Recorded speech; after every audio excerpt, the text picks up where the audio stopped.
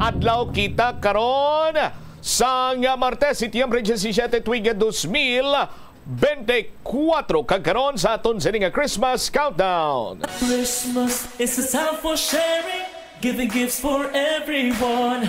What matter now is this Christmas we share the love. 99 dias na lang kagapaskwa na. Sa gihapon, inimulagan mo ang kurman, bombot siyama blanco hover. Sa mga nagapaw na dalaguan karon nga mga balita, Congresswoman Jam Baronda, positibo ang ginalantaw sini karon niya banwa sa pag-ornatalana sini nga pag-invite man sa kay former City Mayor Jed Patrick Mabilog sa pagtambong sa Quad Committee. Ang ginahulat na ginamang affidavit sang alkalde.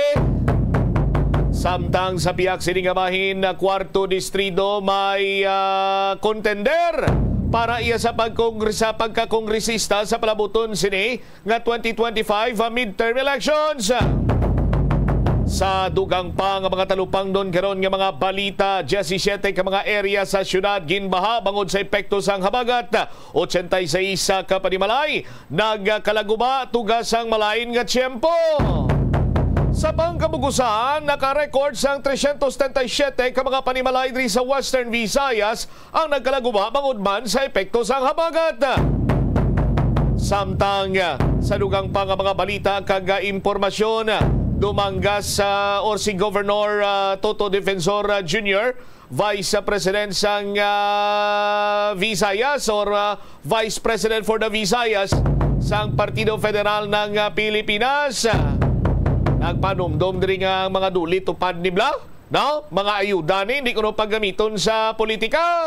Hindi pagangkunon sang kung sino man nga politiko.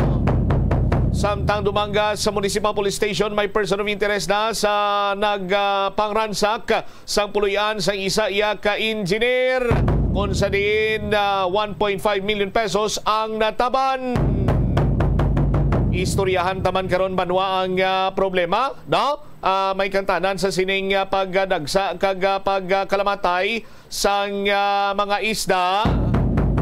Kung sa diin ti daw kabaliskan ini karon sang Fish Conservation Week. Lantaw naton banwa ang mga lihok sang local government unit may kantanan sa nasambit sini karon nga sitwasyon. Muni madalagwar mga balita, issues kag impormasyon na main sentro sa aton sining pagpangalagan. Diri sa palatuntunan na Bombo anay sa unto detalye sini balikan ta pagkatapos ang Bombo Network News. Nagaproblema kagid wala kung paano makasupot sang kwarta bangod sa wala tuong nga galastuhan. Better management ang kinahanglan dira. Isa ka tip abang spending awareness. Magamit sang money management app o kung pwede man nga malista mo agud nga ma-track o kung masundan mo ang imo gasto sa nagkalain-lain nga kategorya. Diri mo mahibaluan kung pila ang imo gasto sa hindi manggid kinahanglanon kaangay sang pag-entertainment kag bisan ang adlaw-adlaw mo nga pagpangape-kape sagwa nga tuman ka gasto. Kung maedukar mo na ang imo kaugalingon sa sini nga mga kinaandan mo, sigurado nga makahimo ikaw sang plano kung paano ikaw maka-improve. Ini nga pahanumdom ang ginadulong sa imo sang the #1 and most trusted radio network in the country, Bombo Radio Philippines. Basta Radio! Bombo! Sa patatas, masami ginahaboy na lang nato ng panit. Suno kay Dr. Cynthia Sass, isa ka nutritionist, ang panit sang patatas sa makabulig sa increased potassium intake. Ang potato skins nagaprovide man sang source sang iron nga isa ka essential mineral nga ang primary function nagalakip sang pagsuporta sang red blood cell function. Ini nga cells nagakontain sang dako nga amounts sa hemoglobin. Ito ang Bombo Radio Philippines. Fully digitalized. Numero 1 sa balita, komentaryo, drama at serbisyo publiko. Bombo Radio Philippines. Bombo Radio Philippines. Ang inyong #1 at most trusted radio network in the country. Basta Radio Bombo! This is Bombo Network News Noontime Edition, broadcasting live at Bombo Radio Broadcast Center, Makati City, Philippines. Araw po ngayon ng Martes, ika-17 sa buwan ng Setyembre, taong 2024. Mga kabomba Caster Nation, sa atin pong Christmas countdown, 99 days to go, bagong araw ng Pasko. Sa ulo ng ating mga balita. Sa Ating mga pangunahing balita, Alice Go, Sheila Go at Mayor Dong Kalugay ng Sual, Pangasinan sabay-sabay na dumalo sa pagdinig ng Senado ngayong araw. Mahigpit namang seguridad sa paglabas at pagpasok ni Alice Go sa Philippine National Police Custodial Center ipinapatupad ng PNP. Abangan din sa ating weather update mamaya, Bagyong Hener, humina kasunod yan ng pagdaan sa kabundukan ng Cordillera. Daan-daang katao naman stranded sa mga pantalan. Obstruction of justice naman maaaring ihain laban kay dating Pangulong Rodrigo Duterte dahil sa umano'y pagtatago kay Pastor Apollo Quiboloy kahit alam ng dating Pangulo ayon yan sa isang mambabatas. Ang Quad Committee naman pinag-aaralan ng posibleng pagsasagawa ng pagdinig doon sa may Davao City. Ulat naman mula sa lalawigan, nasa halos 2,000 individual doon sa Rehiyon 2 nagsilikas na dahil sa pananalasa ng Bagyong Hener. At sa ating sports balita ay sa Kokoro pumirma ng contract extension sa Cavs. At live nationwide via satellite, dumako tayo sa detalye ng ating mga balita. Dumalo ang ilang mga kontrobersyal na personalidad ngayon pong araw sa Senate hearing kaugnayan sa operasyon nitong Philippine Offshore Gaming Operator Hub dyan sa may Bamban, Tarlac. Kinabibilangan po ito ni na-dismissed Bamban Tarlac Mayor Alice Go, ang sinasabing boyfriend at kasosyo nitong si Alice Go na si Sual, Pangasinan Mayor Dong Kalugay at etong si Sheila Go, ang sinasabing kapatid nitong si Alice. Agad na ginisa ng mga senador etong si Mayor Kalugay kaugnay sa umano'y koneksyon niya kay Alice Go, kasama na ang posibleng papel nito sa naging pagtakas ng dating alkalde. Sumento rin ang pagtatanong ng ilang mga senador ukol sa umano'y business partnership sa pagitan nitong sina Alice at etong si Mayor Kalugay. Sa pagsisimula ng pagdinig, baka ilang beses na nasabihan ng mga resource person na sabihin lamang dapat nila ang katotohanan sa pagsagot sa mga magkakasunod na tanong nitong mga senador. Samantala, mahigit 1 oras mula ng magsimulang pagdinig ay hiningin na ng mga senador ang lahat ng mga business papers sa pagitan po ni na Go at etong si Kalugay. Pinapasampi na ang mga naturang papel o mga dokumento upang maipresenta sa naturang pagdinig. Samantala, kuha naman po tayo ng mga kasalukuyang kaganapan dyan mula sa Senado. Si Cassandra Ong at gayon din si Kat Selabar at Sual, Pangasinan Mayor Dong Kalugay humarap na sa pagdinig ng Senado. Hinggil pa rin yan sa usapin may kinalaman sa Philippine Offshore Gaming Operators. Nakatutok dyan live si Bombo JC Galvez. Bombo Genesis, Bombo Everly, mainit-init ngayon nagpapatuloy na pagdinig ngayong araw ng Senate Committee on Women and Children na pinamumunuan ngayon ni Senador Risa Ontiveros hinggil sa illegal na operasyon ng Philippine Offshore Gaming Operators o POGO sa bansa. Sa investigasyon ngayon, humarap na rin si Cassandra Leong, ang umano'y isa sa mga incorporators ng Lucky South 99 sa Porac, Pampanga. Present din sa pagdinig ang umano'y doppelganger at sekretary ni Go na si Kat Salazar. Sumipot din sa pagdinig itong si Sual, Pangasinan Mayor Dong Kalugay, itong yung sinasabing boyfriend at kasosyo sa negosyo ni Alice Go at ang sinasabi ring tumulong kina Alice Go at sa mga kapatid nito na makatakas ng bansa. Unang binusisi ng mga senador itong ang si Sual, Pangasinan Mayor Dong Kalugay, ang sinasabing ang boyfriend at kasosyo ni Alice Go. Kinwestiyon ni Ontiveros at ni Senate President Pro Tempore Jingo Estrada yung tunay na relasyon nito kay Alice Go at itinanggi nga ni Kalugay na sila magkarelasyon ni Go at sinabing magkaibigan lamang sila. Pinakita sa pagdinig Bombo Genesis, Bombo Everly yung larawan kung saan magkasama si Kalugay at Go noong 2022. Bali ito yung victory caravan ni Kalugay sa Sual, Pangasinan. Ayon kay Kalugay, kaya si Go yung pinili niyang kasama dito sa victory caravan dahil nung mayroong caravan si Go sa Tarlac ay pinaunlakan din daw siya doon sa Tarlac kung saan mayor itong si Alice Go. Pinasinungalingan din ni Sual Mayor ang tanong ni Senator Joel Villanueva kung meron silang joint bank account. Ito yung mga negosyo at kung MU sila ni Go o mayroong usapan. Kasama sa mga itinatanggi din ni Kalugay, yung mga negosyo na sinasabing magkasosyo sila ni Go, kabilang dito yung AC Aqua Farm, D Aqua Farm, Lisel Aqua Farm. Yung Lisel Aqua Farm, ito yung parang sinasabing pinagsama na pangalan ni Lisel ni Mayor Kalugay at itong Dungo Fish Farm. Ganun din pinagsama din itong pangalan, sinasabing pinagsamang pangalan, Guko Aqua Farm na pinabulaanan din ng alkalde. Narito pakinggan natin yung bahagi ng payag ni Senador Risa Ontiveros, Senate President Pro Tempore Jingo Estrada at ni Sual, Pangasinan Mayor Dong Kalugay. Ayon po kay Guo Huaping, magkakaibigan lang daw po kayo. Ganyan din po ba ninyo ika-characterize yung relationship nyo? Opo, Madam Chair, kaibigan lang po. Kaibigan lang at wala nang iba? Kaibigan at iba pa? Wala na po, Madam Chair. Wala Sigurado na, ka? Mayor. SP Pro Tempore. Opo, Your Honor. Kaibigan lang? Opo, Your Honor. Hindi ka ibigan? Kaibigan lang po, Your Honor. Sige. Salamat. Po, gaano ka-close yung pagiging magkaibigan ninyo? Magkaibigan lang po kami, Madam Chair. At yung pong t-shirt po na sinasabi po ninyo, Madam Chair, binigay po sa Ayan akin po. po yan ni Ate Che. Bombo Genesis, Bombo Everly, yan nga ang bahagi ng pahayag kung saan tinanong yung tunay na relasyon ni Mayor Kalugay dito kay dating kay dismissed Bamban Mayor Alice Go. Kung mapapansin natin na paulit-ulit na tinatanong yung relasyon nila ng itong dalawang to ng mga senador dahil dito binantaan nga ni Estrada si Kalugay na ikukontempt kung patuloyan niya na magsisinungaling ito sa investigasyon ngayon. At git ng senador, sinungaling na nga daw yung kanyang girlfriend na si Alice Go at sinungaling pa rin itong si Kalugay. Yan muna yung update dito, Bombo Genesis, Bombo Everly. Bombo JC. Kanina, before or nung kalagitnaan ng alas 11, mga 11:35 yata, parang isa sa mga nabanggit nitong si Senator Estrada ay yung ipapasabpina yung lahat ng mga dokumento sa pagitan ng yung business papers sa pagitan nitong sina Mayor Kalugay at etong si dating Mayor Alice. So ito ipepresenta sa susunod na pagdinig, Bombo JC.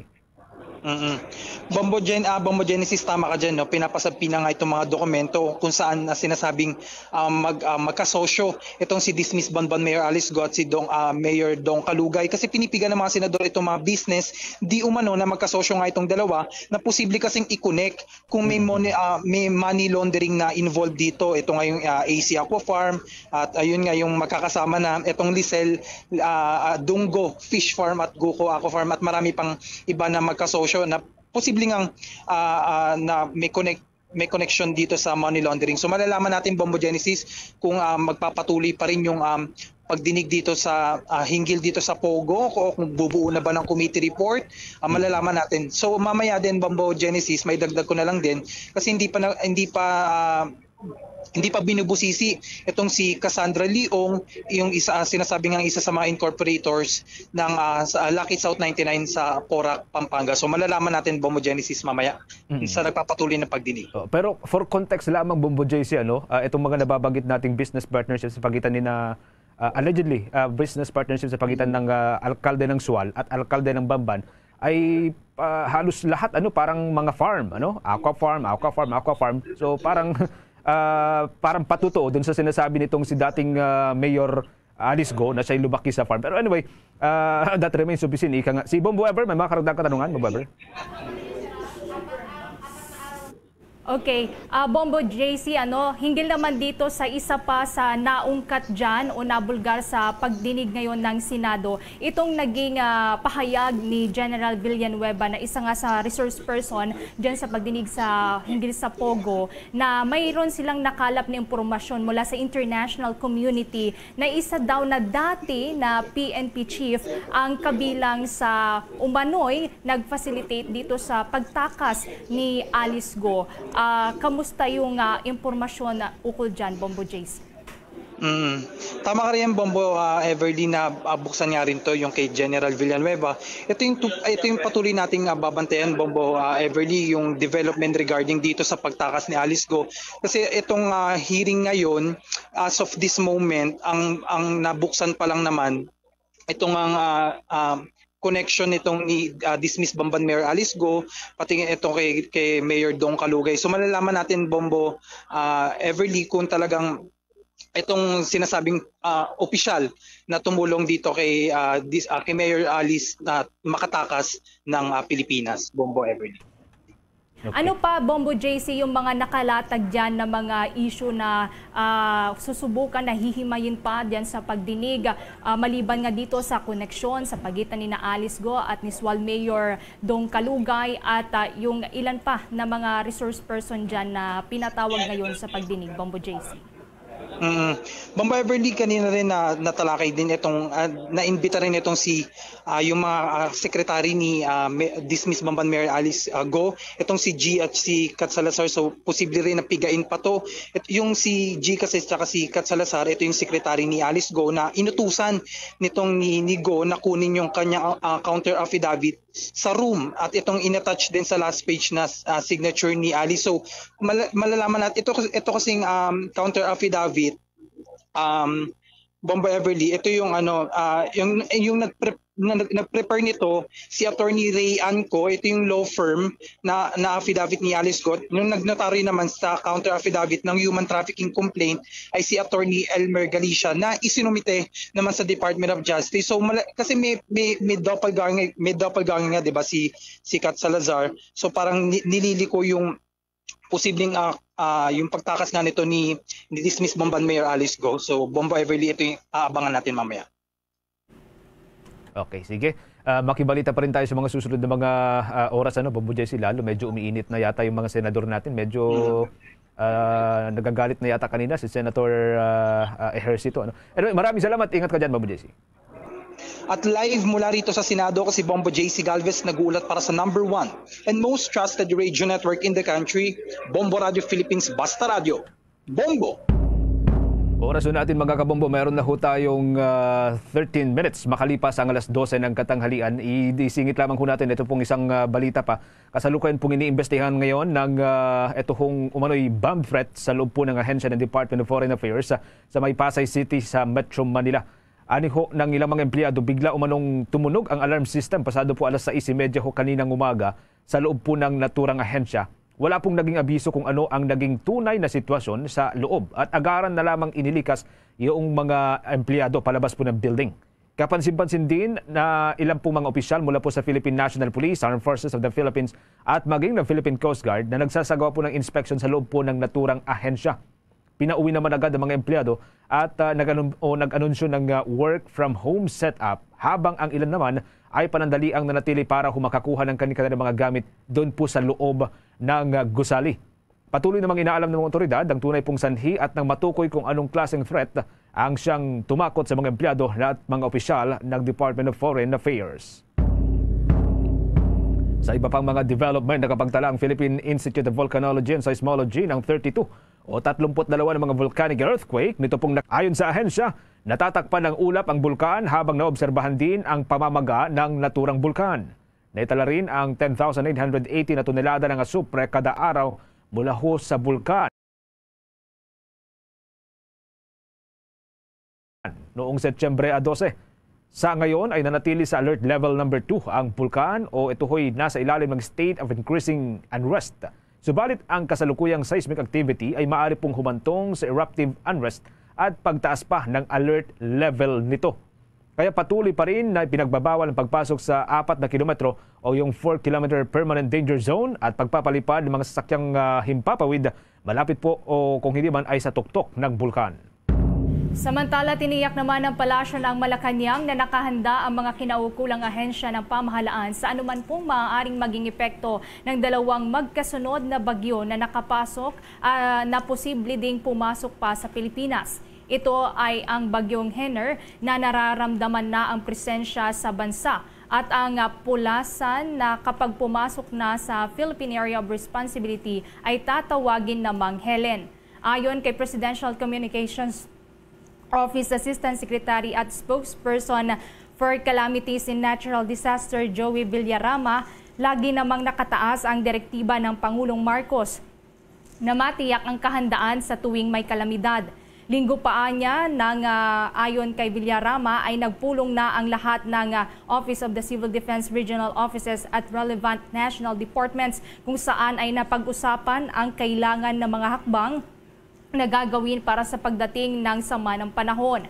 Naka-preposition na dinaan niya ang karagdagan pa na mga ibibigay na kakailanganin ng mga residente na posibleng maapektuhan ng naturang kalamidad. 16 na minuto makalipas ang alas 12 ng katanghalian. Stranded sa mga pantalaan ang kabuang 674 ng mga katao sa Eastern Visayas dahil po yan sa masungit na panahon, dala po ng pananalasan ng Bagyong Hener. Batay po sa inilabas na datos ng Philippine Coast Guard, ang mahigit sa 670 na katao ay binubuo po ng mga biyahero, mga driver at mga helper na hindi na nakabiyahe dahil po sa masamang panahon. Sa Southern Tagalog naman, hindi na rin po nakabiyahe ang kabuang 146 na katao na binubuo ng mga pasahero, mga driver at kanilang mga helper. Sa Bicol Region, umabot naman sa 18 individual ang hindi po nakabiyahe dahil sa masamang lagay ng karagatan. Sa kabuuan, mga kabombo, mayroon pong 838 na pasahero, mga truck driver at mga cargo helper ang hindi po nakabiyahe mula sa iba't ibang mga pantalaan o mga puerto dahil yan sa mga matitinding pagulan at mga malalakas na paghangin dulot po ng Bagyong Hener at pinapalakas nitong habagat. Samantala, kabilang po sa mga puerto na namonitor ng Philippine Coast Guard ay ang mga sumusunod. Ang Port of Maasin, Port of Padres Burgos, ang Port of Benit mula ho sa Eastern Visayas, ang Real Port, ang Polillo Port, Bulalakaw Port, Rojas Port, Romblon Port, Luok Port, Patnanungan Port at ang Jumalig Port. Kasama rin po dito ang Calapan Port at Bulanacan Port sa Southern Tagalog. Kasama rin po dito ang Bulan Port at Port of Kataingan sa Bicol Region at itong San Carlos Port, Cadiz Port at ang CGSS Estancia dyan naman sa may Western Visayas. Bombo Weather Update.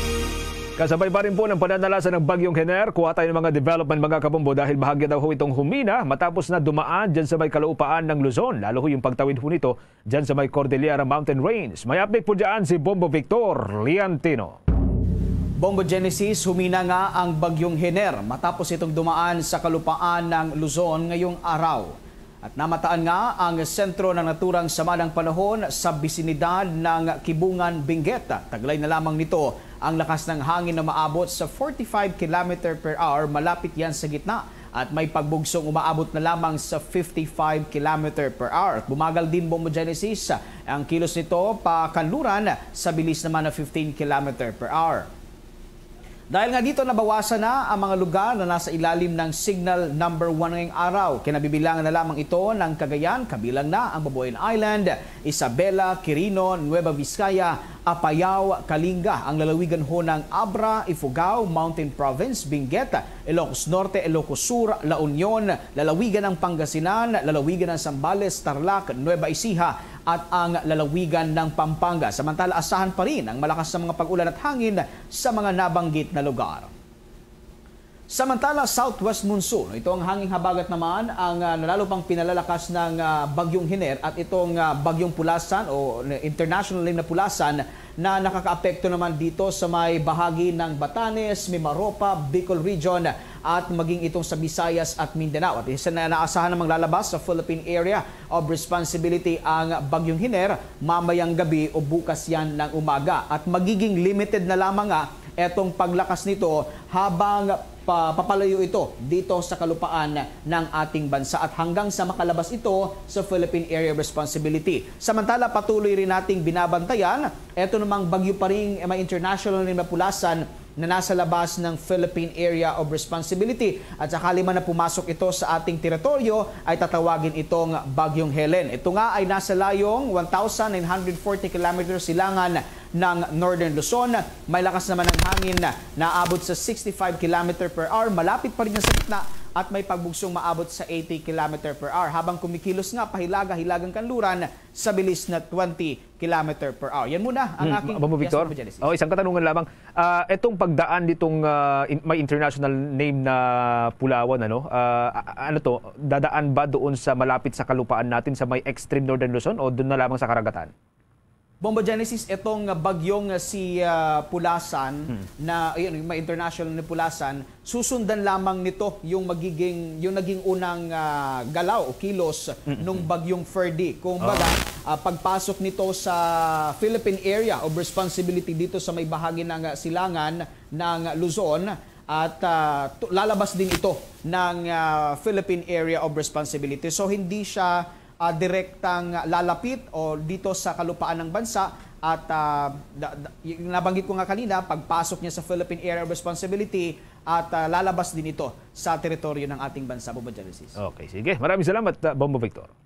Yan muna ang aking ulat panahon mula dito sa Bombo Weather Center. Bombo Victor Leontino nag-ulat para sa number 1 and most trusted radio network in the country, Bombo Radio Philippines, Basta Radio, Bombo.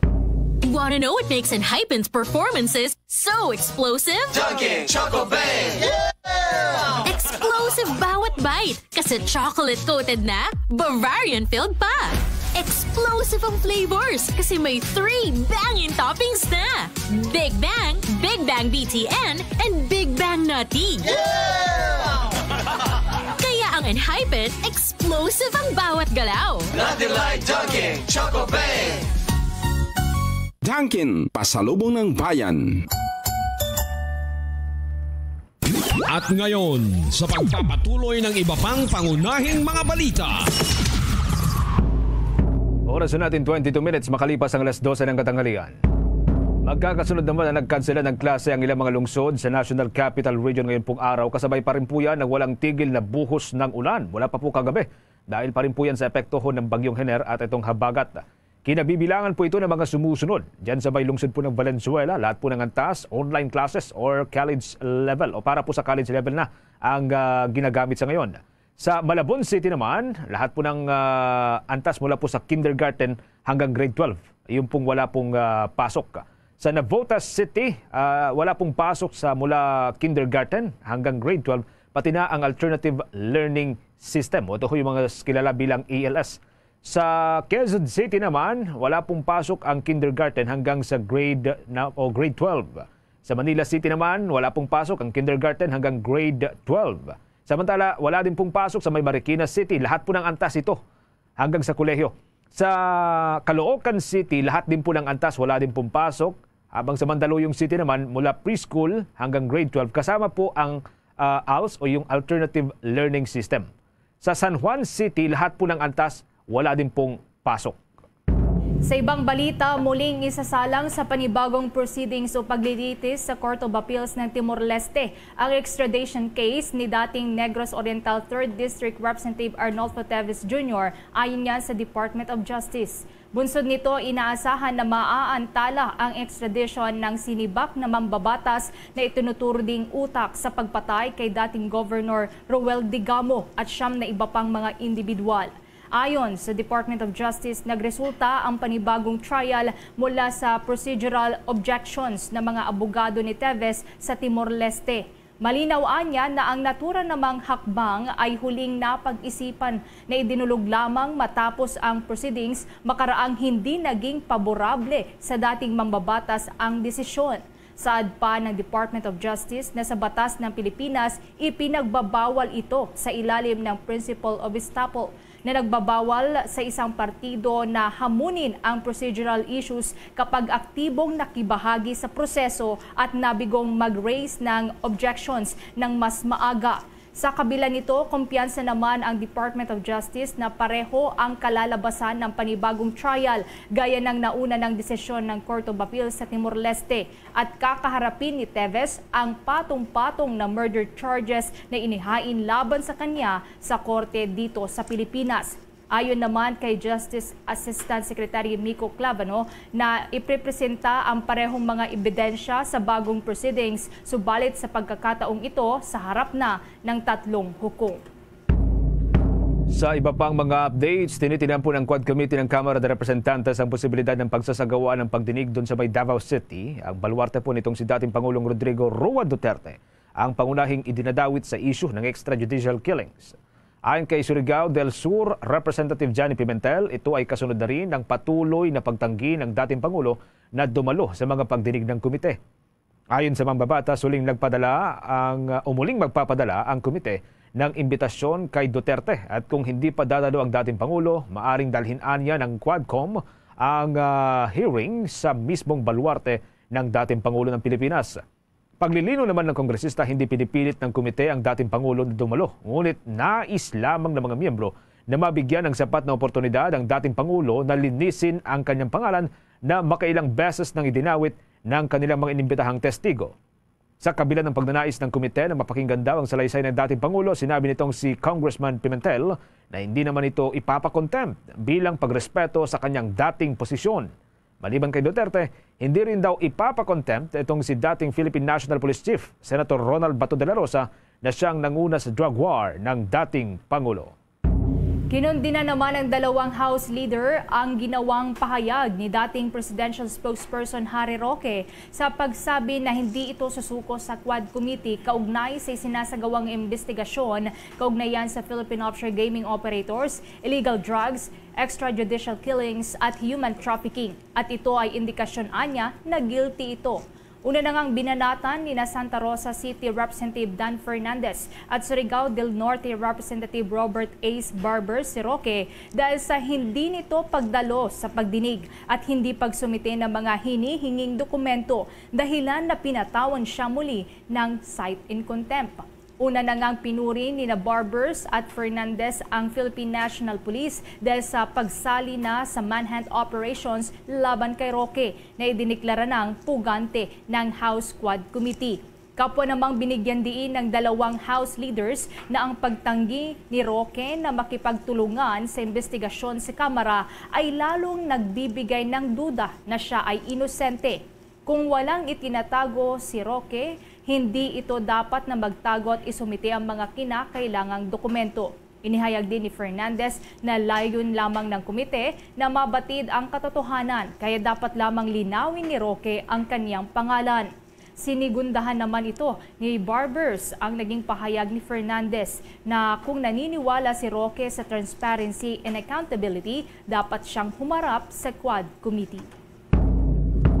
Samantala mga kabombo, good news, maghahandog po ng 3 araw na libreng sakay ang pamunuan ng Metro Rail Transit Line 3 para ho sa lahat ng mga empleyado ho ng gobyerno mula Setyembre 18 hanggang 20. Ito ay kasabay ng selebrasyon ng anibersaryo ng Philippine Civil Service at ayon po kay MRT3 General Manager Oscar Bongon, layon po ng libreng sakay na magbigay ng kasiyahan para ho sa mga government employees bilang tanda ng kanilang pagsaludo at pasasalamat sa sakripisyo ng mga ito.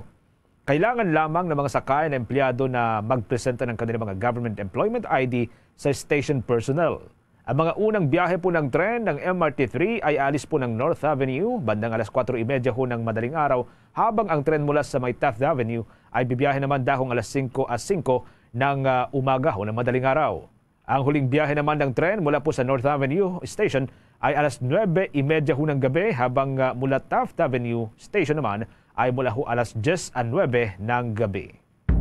Samantala, humabol pa ang ilang mga kumpanya ng langis sa pagtatapyas ng mga panindang petrolyo ngayong araw. Epektibo nga ngayong araw ay tinapyasan ang presyo ng mga panindang langis na nasa 1 peso and 30 centavos ang bawas sa kada litro ng diesel, habang mayroong piso naman sa kada litro ng gasolina at piso at 65 centavos naman sa kada litro ng kerosene. Ito na ang ikalawang linggo na nagpatupad ng bawas presyo ang mga kumpanya ng langis. Itinuturing naman ng Department of Energy na ang dahilan ng bawas presyo ay dahil po yan sa paghina ng demand sa China, na itinuturing na pangalawang pinakamalaking bansa na may mataas na konsumo ng langis. 29 minutes makalipas ang alas 12 ng katanghalian. Kuha tayo ng mga dagdag na development dito po sa pagdalo nitong si Alice Go sa hearing po ng Senado kanina o ngayong araw mga kabombo. Ang mahigpit daw na seguridad sa paglabas po at maging sa pagpasok nitong si Alice Go sa Philippine National Police Custodial Center, ipinapatupad po ng Philippine National Police. May update po dyan si Bombo Kelly Cordero.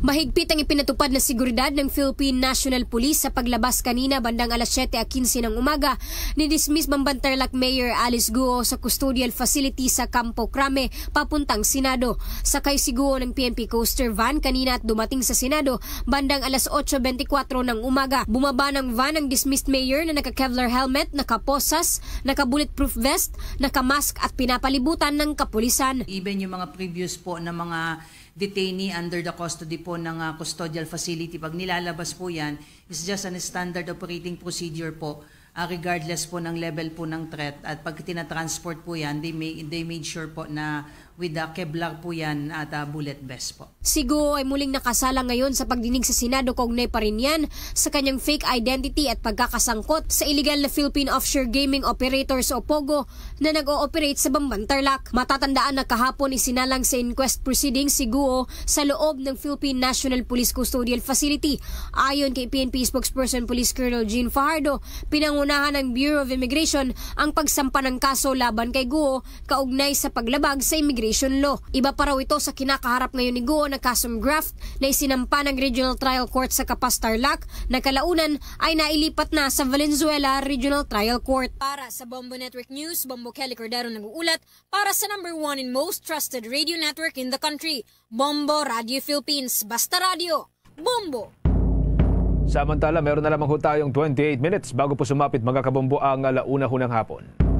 Posibleng ihain ng mga reklamo para sa obstruction of justice laban kay dating Pangulong Rodrigo Roa Duterte sa pagtatago sa kinaroroonan nitong si Kingdom of Jesus Christ founder Apollo Kibuloy. Kahit pa alam ito ng dating Pangulo, ayon po yan sa isang mambabatas.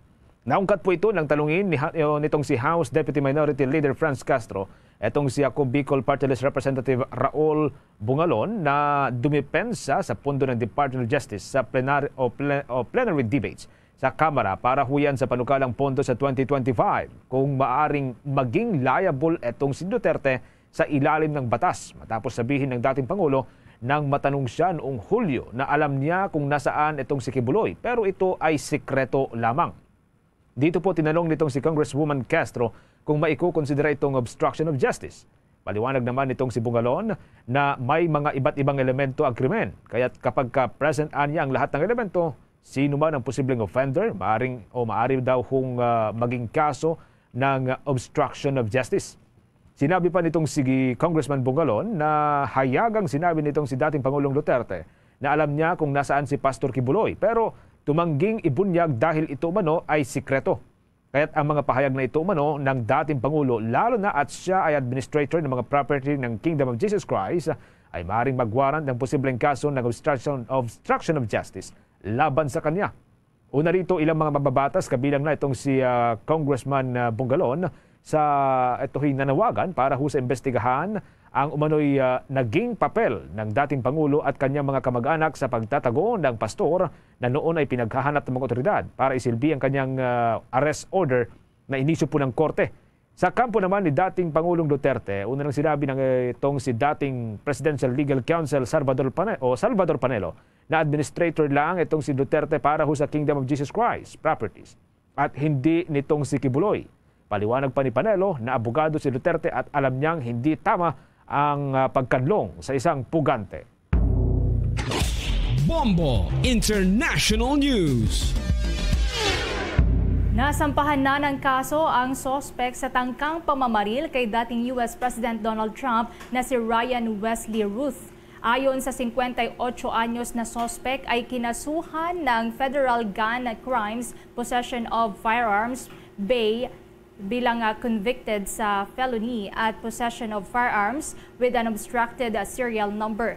Lumabas din sa investigasyon ng korte na nagtago na mahigit 12 oras ang suspect sa may golf course ni Trump na matatagpuan sa Florida. Nakuha sa posisyon ng suspect ang isang AK-style rifle na hindi naman napaputok matapos na maunahan nga na masita ng mga Secret Service. Ang sasakyan na minamaneho naman ng suspect ay nakarehistro sa ibang tao na malinaw na ito ay ninakaw. Samantala, kinundi na naman ni US President Joe Biden ang tangkang pamamaril kay dating US President Donald Trump. Sinabi nito na walang lugar sa Amerika ang mga political violence. Dagdag pa nito na mapayapa nilang nireresolba ang anumang hindi pagkakaintindihan sa pamamagitan ng botohan. Pinuri din naman ng Pangulo ng Amerika ang mabilis na pag-aksyon ng mga Secret Service para tuluyan ng mapigilan ang pamamaril. Pagtitiyak naman ni Biden na mas hihigpitan pa ng mga Secret Service ang pagbibigay ng seguridad sa mga binabantayan nilang opisyal ng gobyerno. Narito pa ang naging pahayag ni US President Joe Biden. The attempted assassination against our former president in Florida yesterday. I commend the Secret Service for the expert handling of the situation. And the former president is protected from harm and the subject is in custody. An acting head of the Secret Service is in Florida today assessing what happened and determining whether any further adjustments need to be made to ensure the safety of our former president. Let me just say, there is no, and I mean this from the bottom of my heart, those of you who know me, many of you do, no place in political violence for political violence in America. None. Zero. Never. I've always condemned political violence. I always will in America. In America, we resolve our differences peacefully at the ballot box, not at the end of a gun. America suffered too many times the tragedy of an assassin's bullet. It solves nothing and just tears the country apart. We must do everything we can to prevent it and never give it any oxygen. Pahayag yan ni US President Joe Biden. Samantala, sa iba namang mga balita sa ibayong dagat, ipinag-utos na ni Russian President Vladimir Putin sa kanyang military na dagdagan pa ang bilang ng kanilang mga sundalo. Sa kautusan na pinirmahan ni Putin na magdadagdag sila ng 180,000 na mga sundalo at ito ay magiging epektibo sa buwan ng Disyembre. Ang nasabing pagdaragdag ng bilang ng mga sundalo ay siyang pangatlong beses na mula nang simula ng pag-atake ng Russia sa Ukraine noong Pebrero ng taong 2022. Dahil nga sa bilang ay aabot na sa 2.4 milyon ang kanilang military personnel kasama na ang 1.5 milyon na mga sundalo. Ang nasabing karagdagang bilang ng mga sundalo ay kasunod na rin ng isinagawang pag-atake ng Ukraine noon lamang nakalipas na buwan sa border ng Russia sa Kursk region. Magugunita noong Agosto nga ng taong 2022 ay pinag-utos din ni Putin ang pagdaragdag ng 137,000 na mga sundalo na may kabuuan noon na 1.15 milyong bilang. Pagdating naman ng Disyembre ng taong 2023 ay muling ipinag-utos ni Putin ang pagdaragdag pa ng 170,000 nilang mga sundalo na nagdadala na mahigit 1.32 milyon. Bombo Sports News. Sa ating sports balita, pumirma na ng contract extension itong si restricted free agent forward Isaac Okoro na upang manatili po siya sa kanyang kupunan itong Cleveland Cavaliers. Ang kontrata nitong si Okoro ay magtatagal ng 3 taon at nagkakahalaga ng $38 million. Ang 23 anyos ay nagsisilbing best perimeter defender ng Cavs sa mga nakalipas na season, kung saan ay malimit siyang nagsisilbing bantay sa mga top scorer ng makakalabang kupunan. Nitong nakalipas na season, nagawa niyang itala ang 9.4 points per game at 3.0 rebounds per game sa loob po ng 69 games na kanyang paglalaro sa Cavs. At sa loob po ng 42 games sa nakalipas na season, siya ay kabilang sa first 5. Isa si Okoro sa mga inalok ng Cavs ng malaking kontrata nitong off-season upang tuloy-tuloy na maglaro sa kupunan. Kasama niya sina Donovan Mitchell na pumirma ng $150 million para ho sa 3 taon, Evan Mobley na pumirma ng $224 million para ho yan sa 5 taon extension, at Jarrett Allen na pumirma naman ng $91 million para sa 3 taon na contract extension. Nitong nakalipas na season, nagawa ng Cavs na pumasok sa playoff at tinalo ang Orlando Magic sa unang round. Gayunpaman, tuluyan din itong natalo sa Boston Celtics na kinalaunan ay tinanghal bilang champion. Samantala, balik po tayo sa mga balita dito sa Pilipinas. Inirekomenda ni Commission on Elections Chairman George Erwin Garcia sa ANBank na palawigin pa ang online registration para po yan sa mga deactivated voters hanggang Setyembre 25 ng kasalukuyang taon.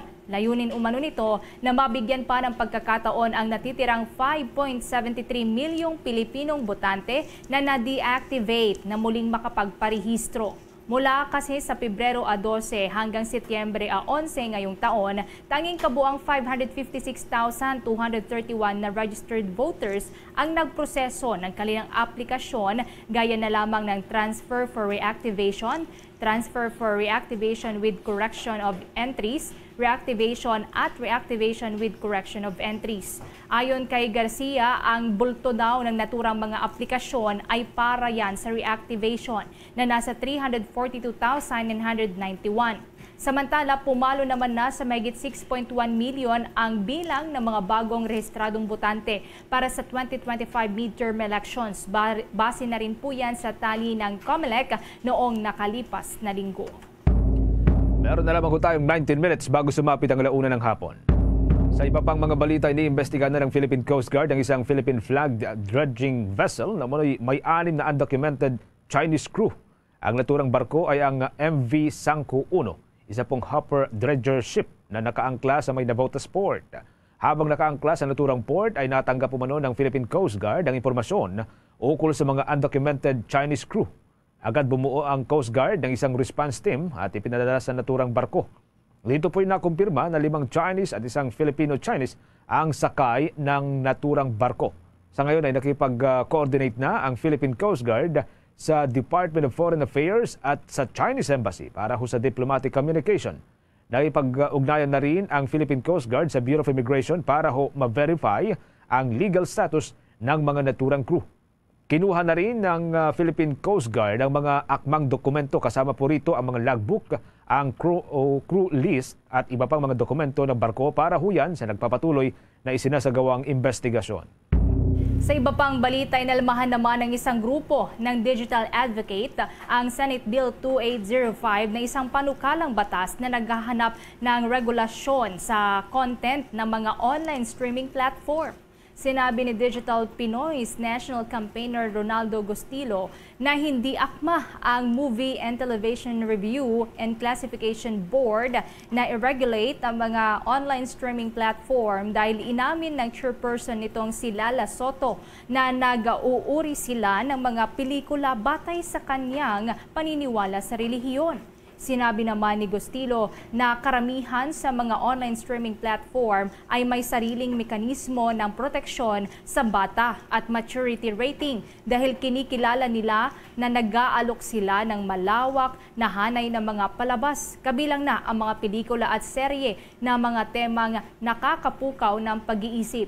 Ang iba ay may kakaiba ding artistic creativity na at meron ding maaaring may tuturing na controversial. Kamakailan nga ay nagbigay ng X rating ang MTRCB sa isang palabas na kalaunan ay pinalitan ng titulo dahil itinuring nitong ang pelikula daw na nagtatampok ng taliwas na paglalarawan ni Satanas na sumasalungat sa mga turo at paniniwala ng simbahang Katolika. Ang isa namang Sinimalaya entry ay na-classify din bilang X-rated, ngunit kalaunan naman ay na-declassify sa R16 pagkatapos po yan ng malakas na apila ng mga creator at ng publiko. Oras natin 17 minutes bago mag-alaunan ng hapon. The time check was brought to you by Dunkin, pasalubong ng bayan.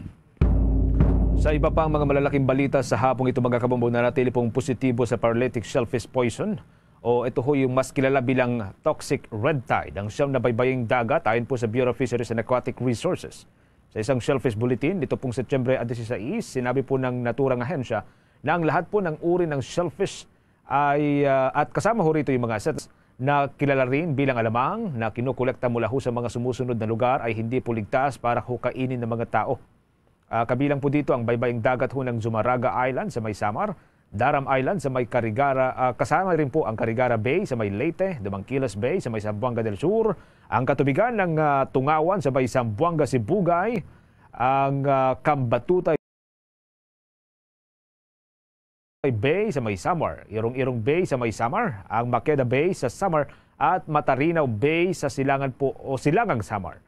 Ayon sa Bureau of Fisheries and Aquatic Resources, tanging ang mga isda, mga pusit, hipon at maging yung mga alimango na nagmumula sa mga lugar na ito ang ligtas pong kainin basta't sariwa at hugasan daw ho ng maigi. At importanteng tanggalin din ang mga internal organ tulad po ng hasang at bituka bago po lutuin hanggang sa kainin.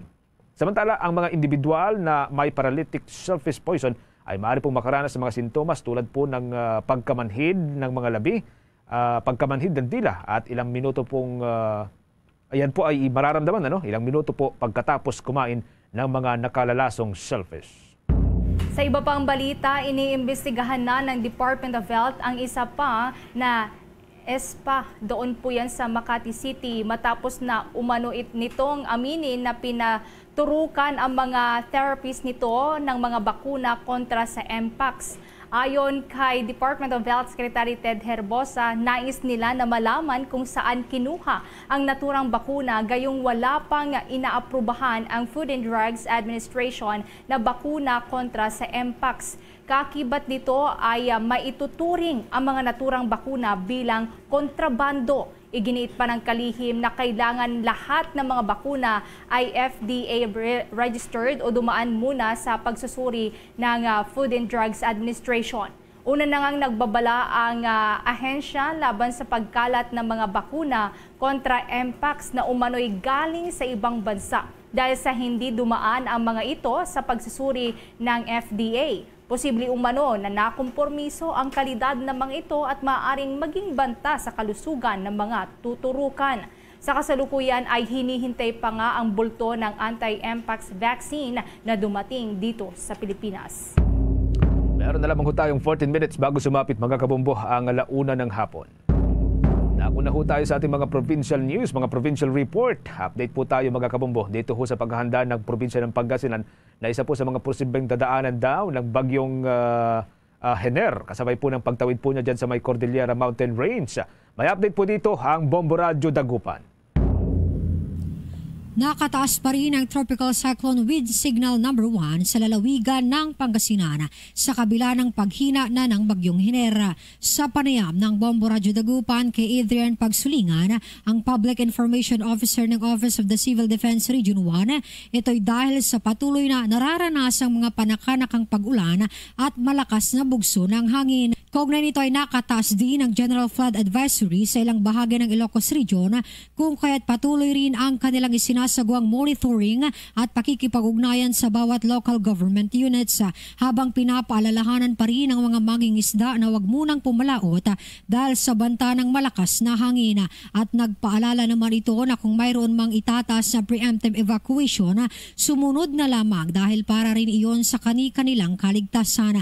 Sa kabila naman ito, zero evacuation warning ang nalawigan ngunit may mga ilang bahagi na rin ang nalubog sa baha. Nagpaalala naman ito sa publiko na ugaliing maging updated sa balita para malaman ang sitwasyon at takbo ng bagyo. Kung maaari rin aniya ay maghanda ng mga go bag o disaster preparedness bag sa loob ng 3 araw bilang paghahanda sa anumang sakuna, gayon din kung magkakaroon ng antala sa pagdating ng tulong. Na slightly nagwi-weaken or humihina po si Tropical Depression. Ngayon po ngayon po ay dumadaan sa Cordillera. Monitor po tayong mga areas po sa atin dito sa Region 1 na kung saan po nakaranas ng light to moderate rains po. Okay pa naman po, wala pa naman pong nagsuswell ng mga river systems po natin dito sa Region 1. Zone po na kung saan po pinapayuhan natin lahat po ng mga mangingisda, lalo na yung mga maliliit po na motor bangkas and sea crabs po. Munang pumalaot po.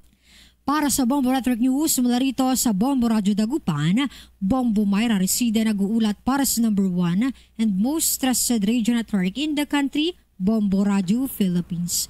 Basta Radio, Bombo! Mula ho dyan sa may Ilocos Region, Region 1, dako tayo sa may Region 2 kung saan po nagdanfall una. Ito hong bagyong Hener, halos 2,000 individual daw doon po sa may Cagayan Valley o sa may Region 2. Nagsilikas dahil po yan sa pananlasa nitong bagyong Hener. May update po dyan ng Bombo Radio Kawayan. Umabot na sa halos 2,000 individual ang nagsilika sa lambak ng Cagayan dahil sa pananalasa ng bagyong Hener.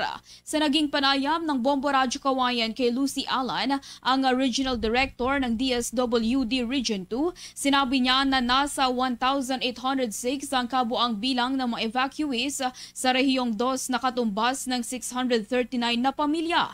Ang mga ito ay mula sa lalawigan ng Nueva Vizcaya, partikular sa bayan ng Ambagyo, Bambang at Dupax del Norte kung saan 149 na pamilya mula rito ang nagsilikas dahil sa naitalang landslide sa Ambagyo. Sa lalawigan naman ng Isabela ay 8 pamilya o katumbas ng 36 na individual ang nagsilikas sa bayan ng Palanan at 22 na individual naman sa bayan ng Aurora. 7 bahay naman ang naitalang partially damaged sa bayan ng Bambang kung saan maaring mabigyan ang mga may-ari nito ng cash assistance para sa pagkukumpuni ng kanilang bahay. Sa ngayon ay nakapagbigay na ng 180 family food packs ang DSWD sa bayan ng Sulano na nagkakahalaga ng 86,400 pesos habang 300 family food packs naman ang naibahagi sa Bambang, Nueva Vizcaya na nagkakahalaga ng 219,489 pesos. Nakapreposisyon naman na ang mga goods at non-good items sa mga local government units sa rehiyon na may kabuang halaga na 187,474,000 pesos. Sa ngayon, patuloy yung aming pagkikipag-ugnayan sa local government units sa MDRRMO at saka mga local social workers natin para makapagbigay sila ng agarang datos, no? Kasi real-time reporting itong ginagawa natin sa OCD at saka sa DSWD Central Office. At iyan ang ulat mula rito sa Bombo Radyo Kawayan. Para sa Bombo Network News, ako si Bombo Jamaica Barbas. Para sa number 1 and most trusted radio network in the country, Bombo Radyo Philippines. Basta Radyo, Bombo. Samantala, ang Partido Federal ng Pilipinas naman magpapaulan ng limpak-limpak na salapi sa 2025 midterm elections. Kaugnayan, kumuha tayo ng detalye sa pag-uulat ng Bombo Radio Iloilo. Naghahanda na ang ruling party na Partido Federal ng Pilipinas sa pagpapaulan ng campaign funds upang manalo ang kanilang mga kaalyado sa 2025 midterm elections. Sa panayam ng Bombo Radio Iloilo, kay Iloilo Governor Arthur Defensor Jr., Vice President for the Visayas at Regional Chairman ng partido, sinabi nito na inanunsyo mismo ni Pangulong Ferdinand Marcos Jr. ang malaking campaign resources ng partido para sa susunod na halalan kasabayan ng isinagawang National Convention kahapon. Anya, ang in charge ng campaign funds ay si Special Assistant to the President Anton Lagdameo Jr. na siyang Executive Vice President ng partido. Ayon kay Defensora, sinabi ng Pangulo na limpak-limpak na salapi ang ipamimigay sa bawat kandidato. Nanawagan rin niya ang Pangulo sa mga kandidato na maglatag ng campaign schedules at pagtuunan rin ng pansin ang logistics.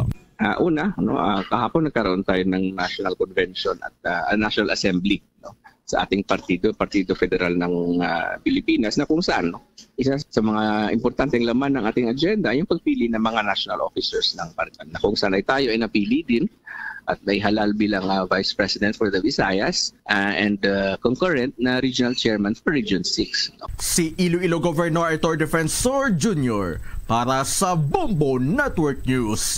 Ito si Bombo Chris John Hetchanova Lusada para sa number 1 and most trusted radio network in the country, Bombo Radio Philippines. Basta Radio, Bombo. 7 minuto bago magalauna ng hapon dyan sa may bahagi po ng Lapu-Lapu City, meron pong isinasagawang inventaryo ng mga bagay-bagay na nakuha o nakumpiska doon po sa sinalakay na Philippine Offshore Gaming Operator Hub. At maki-update po tayo sa pamagitan po ng Bombo Radio Cebu. Nagsagawa ng inventory operation ang Regional Trial Court ng Lapu-Lapu City, Cebu sa Torres Garden Hotel sa Barangay Agos. Napugad ng iligal na operasyon ng pugo na naaresto ng mga otoridad noong Agosto 31, 2024. Pinangunahan ng Executive Judge ng Korte ang inventaryo ng ebidensya kasama ang ilang tauhan ng Korte. Sa inventory operation na iyon, nasamsam ang ilang computer at vault machinery ng iligal na operasyon ng pugo. Layunin ng operasyon na ang mga nasamsama na ebidensya ay sasailalim sa investigasyon upang makuha ang pagpapalabas ng warrant at ibunyag ang data ng computer. Bukod dito, hihingi rin sila ng permeso sa korte na buksan ang mga vault para magamit nila ito bilang karagdagang ebidensya sa pagsasampa ng kasong Anti-Money Laundering Act laban sa mga naaresto. Sinabi ni OIC Regional Prosecutor Grammy John Elmido at National Bureau of Investigation at Central Visayas, Regional Director Attorney Rinan Agustos Oliva, na ang pagbuo ng operasyon ay isang welcome development, lalo na sa mga nahuling mga dayuhan. Kung maalala, nasa 169 na dayuhan ang nahuli dahil sa pagiging undocumented at nagtatrabaho sa bansa ng walang visa. Regional Trial Court of Lapu-Lapu is here with us to inspect the seized items from the hotel that we raided. These items will be inventoried by the court and will be subject to further investigation, like we will apply for the issuance of a warrant for the disclosure of computer data, as well as we will ask permission from the court so that the vaults will be open, because there were vaults from the hotel that we seized, so that any contents thereof can be used as evidence in the anti-money laundering case. Mula rito sa probinsya at lungsod ng Cebu, Bombo Jeremy Balingat para sa number 1 and most trusted radio network in the country, Bombo Radio Philippines. Basta Radio, Bombo! Bombo Sports News. Maki-update po tayo sa laban nitong si World Boxing Champion, Minimum Weight World Champion, itong si Melvin Jerusalem. Handa na raw hong idepensa ang kanyang belt laban ho sa isang Mexican boxer. May update po dyan ang Star FM Dagupan. Handang-handa ng idepensa ni Pinoy boxer Melvin Jerusalem ang kanyang WBC Minimum Weight World Belt sa kanyang nalalapit na laban kung saan makakatunggali nito ang pambato ng Mexico na si unbeaten boxer Luis Castillo na gaganapin sa Mandaluyong City College Gym sa darating na September 22 ng kasalukuyang taon. Sa naging panayam ng Star FM Dagupan sa Pinoy boxer, ibinahagi nito ang kanyang ginagawang paghahanda para sa kanyang nalalapit na laban. Tingko, nag-training kasi malapit na eh. Lalo ngayon, nag-lose weight na. Kasi tapos na yung sparring namin. Tapos yun na lang, light na lang. Dahan-dahan sa pag-quarantine bang. Dagdag pa ni Jerusalem na puspusan naman ang kanyang training dahil hindi madaling kalaban ang kanyang makakaharap na wala pang talo. Si Jerusalem ay may 22 wins, 3 losses at 12 knockouts. Habang si Castillo naman ay may 21 wins with 13 knockouts at isang draw. Yan ang balita mula rito sa 100.7 Star FM Dagupan para sa Bombo Network News. Star DJ Alan nag-uulat para sa number 1 and most trusted radio network in the country. Bombo Radio Philippines. Basta Radio. Bombo! Karagdagan sa ating sports balita mga kabumbo, hindi po nawawalan ng pag-asa itong si Pinoy Paul Vaulter EJ Obiena na makamit daw itong mga target na record para ho sa kanyang sarili.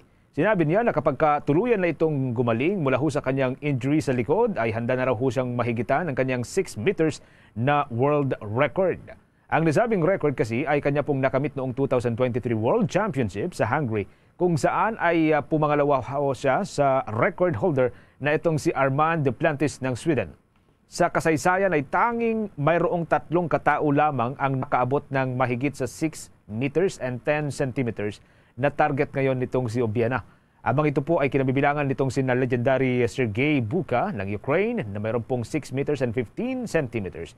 Ito ay nangyari noong 1993. Itong si Renaud Lavelin ng France na mayroon siyang 6.16 meters at itong si Duplantis na mayroon namang 6.26. Ito ngayon yung record na hawak po nitong si Duplantis.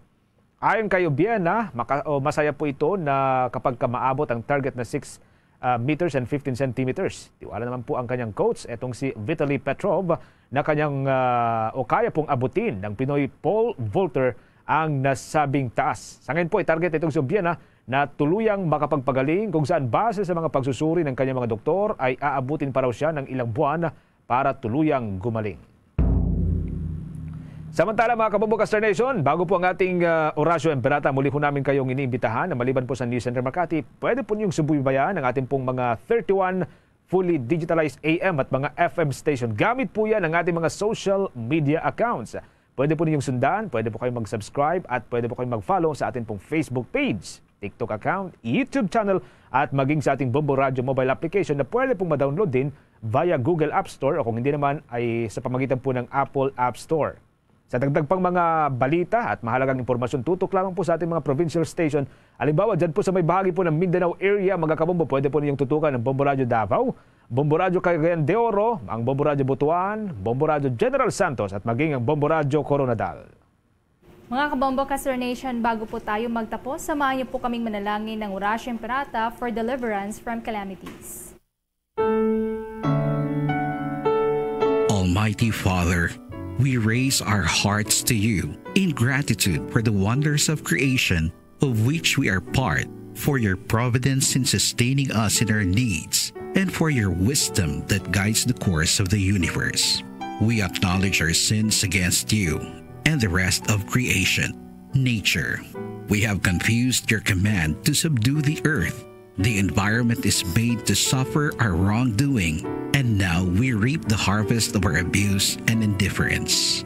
Global warming is upon us.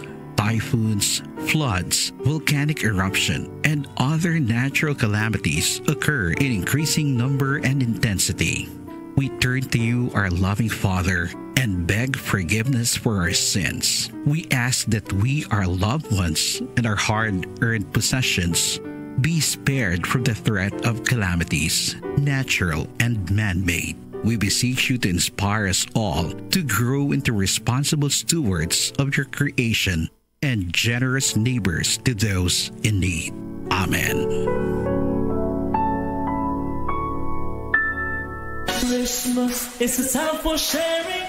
Mga kabomba Castor Nation, sa atin pang Christmas countdown, 79 na araw na lamang po, bagong araw ng Pasko. Oras sa Bombo Radio Iloilo, Philippine Standard Time, impunto launa na sa hapon, balik na diri sa pagpangalagad sa Bombo Anay sa udto sa gihapon, kapunin mo Bombo Chama Blanco Hover. Standby sa aton sining mga kabombo sa dugang mga balita kag impormasyon driman sa aton sining pagpangalagad. Isa sa mga personalidad nga nagsugat sa kay former City Mayor Jeddah Patrick Mabilog sa may airport, wa isang liwan kundi si Congresswoman Jam Baronda kag madumduman man naton banwa nga si Congresswoman Jam among nag-open up sa Quad Committee nga para sa ikalimpyo sa ngalan sang syudad sang Iloilo kag para iyang mabalaan taman ang tanan sining kamatuoran. May kantanan sa sining gina-akusar sadto sa kay former Mayor Jed Patrick Mabilog. Gin-open up ni Congresswoman Jam nga sinyati pwede taman siya guro nga maimbitar sa Quad Committee agud nga mahibaluan nato ng iya sining side. At the same time, hindi lamang iya kay sa amo sina nga punto, kundi di man lipod sa ibalo sa mga kabombo naton diri sa syudad sa Iloilo kung ano kasuod ang relasyon ni Congresswoman Jam Baronda kag ni former City Mayor Jeddah Patrick Mabilog. As per information, last time invited or gin-invite si former City Mayor Mabilog nga magatubang sa Quadcom, but previous interview naton sa Bombo Radio Philippines, sa Bombo News Center, sa chairman sang Quad Committee no kay Representative Barbers, ang baliya siya tingin na require pa sang affidavit si former City Mayor Jeddah Patrick Mabilog. Hibalo nato na dugang sining may informasyon with the Representative Julian Jam Baronda. Congresswoman Jam, live ikaw sa Bombo Hanay sa Udto. Good afternoon.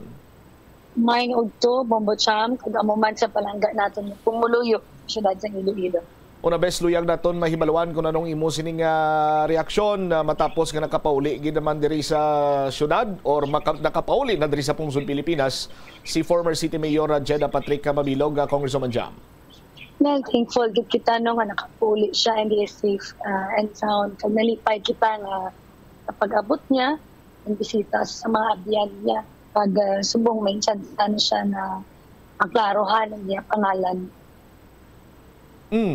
Alright, now ikaw man mismo ang naka-open up ini sa Quad Committee. Any updates sa Congresswoman regarding sa invitation sa kay former City Mayor Jed Patrick Mabilog? Kay we thought all the while subong siya or sa September 19 invited ini siya kag makatambong siya sa Quad Committee. Kumbot siya na kung madumduman naton sa nagligad nga ulan pagka-Quadcom hearing sa may Batangas, gulpi lang ini natabo no kag kay tungod nga war on drugs ang ginaitustalyahan naton. I mentioned it nga gaan manostisya ang syudad sa Iloilo at the same time si Mayor Jed. So it was parang ginbo ni Chairman Anders na pamatian naton si Mayor Jed Mabilog.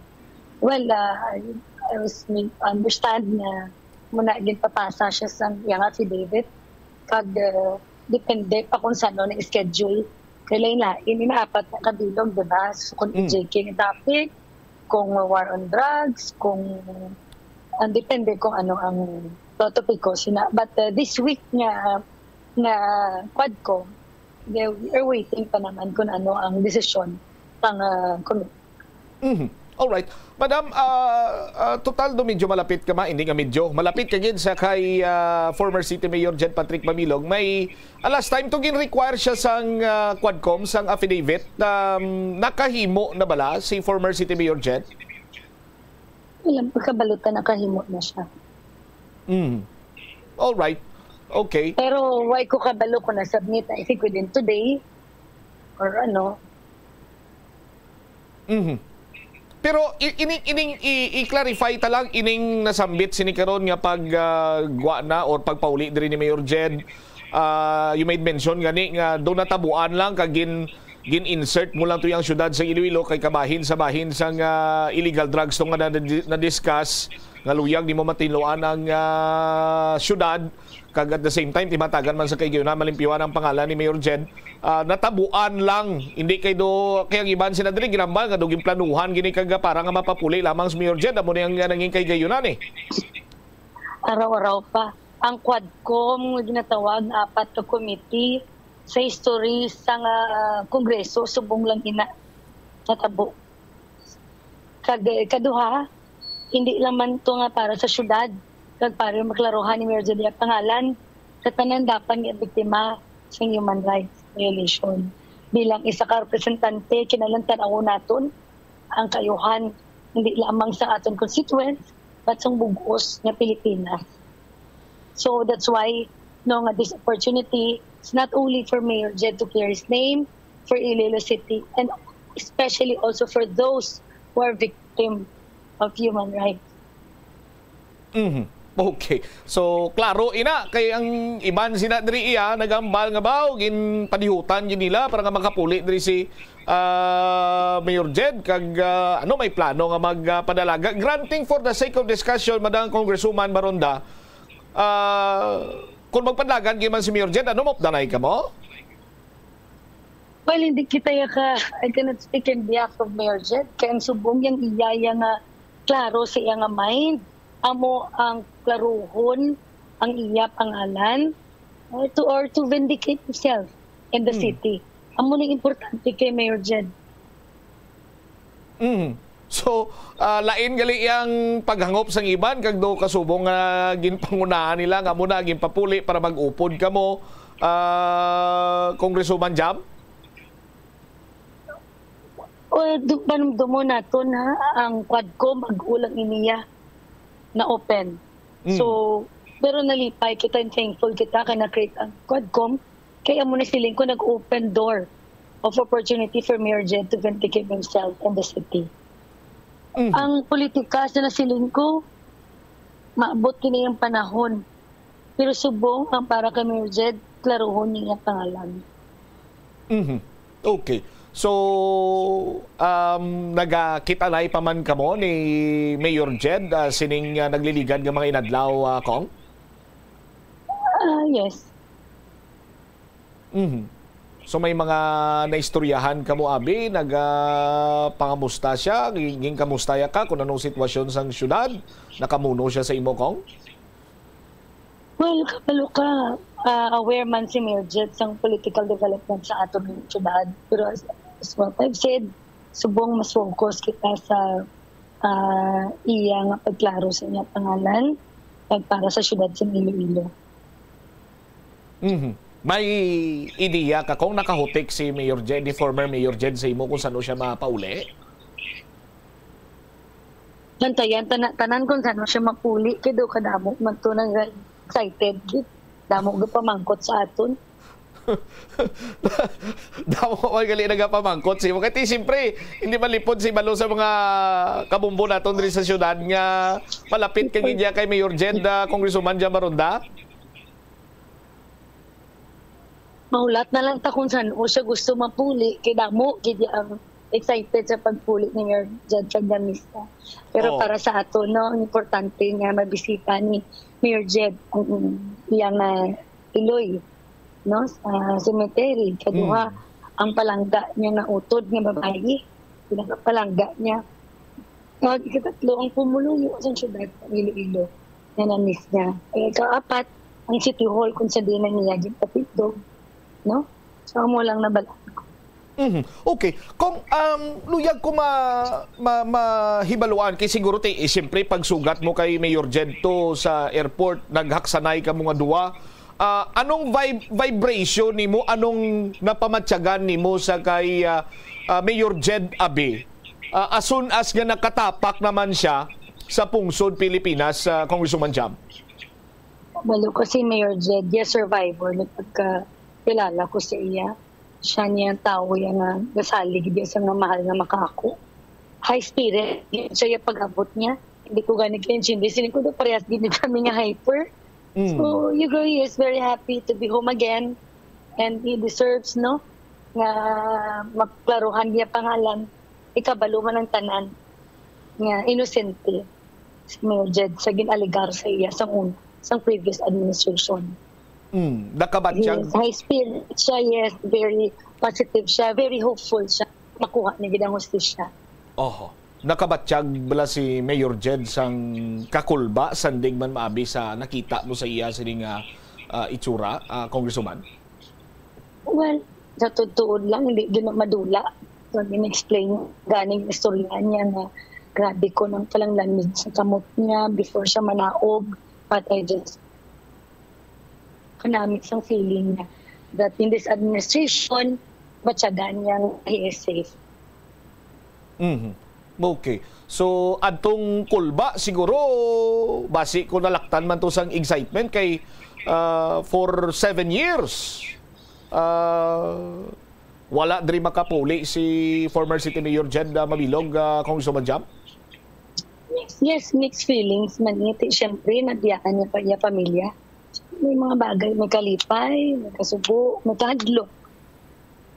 But at the end of the day, hopeful siya. Ikabalo siya na ang tanan katabo, tanto ini sa gusto sa mahal makako. Kumbaga, na-experiensyahan niya daw nga natabo sa iya, nga naglupad, hindi tungod, ginabando ng pumuyo sa syudad, because tungod sa fear for his life. With the intention, with the intention of coming home. Kaya mo, iban cancer, nambal nga nagpuli pa di siya, nga nagano pa di siya. So, with the intention of coming home, sa iyang dutang, ginbunagan. So, I'm very glad and happy mga pag-abot ni Mayor Jed. Nakita ko gid, ang spirit gid siya, sa damo gid siya sang gusto nga naobrahon para maklarya pangalan. Alright. So, nagpuli diri si former City Mayor Jed Patrick Mabilog tungod sa Quadcom or inugpuli yan ginman na Congresswoman Jam? Actually, tungod sa nabatian niya sa Quadcom. Nga pag-open naton sa Chimpo nga first hearing pa lang, then sigundahan kung Paduano, tapos motion man ni Chairman Dan. So, ano siya gaan sa pag-asa. Na ganyan baya habang may buhay, may pag-asa agad gali. Alright. Now, Congresswoman Jam, lastly siguro, kung i-confirm mo ini kay nag-meet kamo kuno sa kay ikaw, si former City Mayor Jed, kag sa kay DOJ Secretary Boying Remulla, nakamit kamo kuno, Congresswoman? Wala man, sino nagambal na? Muna ginapa-confirm ko lang kung nag-meeting man kamo kag kung anong inyo siningagi istoryahan. So far, negative? So far, negative. We just heard of the statement ni SOJ because he was interviewed by Karen Davila. Okay. Alright. Kung lapit na lang birthday ni former City Mayor Jed, ang mga istorya nga nagalabot diri sa Bombo Radio is that nga on or before, makapauli siya, makapauli gid man siya ihan kung ikaw lang bing pamangkoton Congresswoman Jam, kag diri mag-celebrate sa iya kadlawan? Sa Subong, medyo busy pa si Mayor Jed at ubang siling sa iya spokesperson. Kag yet to wait pa siya sa invitation sa Quadcom. May takabalo kung din siya gusto mo-celebrate at importante mo para sa iya na ang iyang kabuhi mahulam sa mahal na makaako. Padayon lang siya magsalig sa mahal makaako and padayon mo siya magabuhat sa tayo para sa katawan.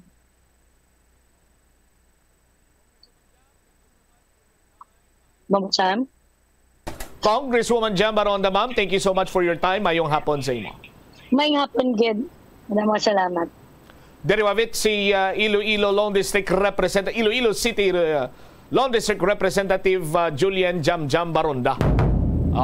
So, nalipay ang kongresista nga makapauli diri si former City Mayor Jed Patrick Mabilog. Nalipay siya in the sense that this time sarang na niya nga mapathag ang iya sining nga bahin kag malimpiwan man ang pangalan sang syudad sang Iloilo. Ginklaro diri sang kongresuman nga sa sining pagbug-os sang Quad Committee, no, labing una ini, no, first in history nga may 4 sini iya ka committee ba, no? Nga gin isa pagkatapos tutukan ang mga nagkailain sini nga mga isyu. And it so happen isa dira ang illegal drugs. Kaga dito banwa karon nga na-open up ni Congresswoman Jam ang paglimpyo sa pangalan sang syudad sang Iloilo. Lakip na diri ang paghatag man sang kaklaruhan kag pagpamati man sa side iya ni former City Mayor Jed Patrick Mabilog. Kay nalagyo ini siya, no, sa aton sini nga mga kabumbo, bangod sang kakulba man sa iya sining kabuhi. Kay nakitaan nyo naman, no, during the Duterte administration, ang mga nagakalink iya sa illegal drugs kag mga ginahambal ni former President Rodrigo Duterte, no, may nagakatabo nga hindi amo sa ila.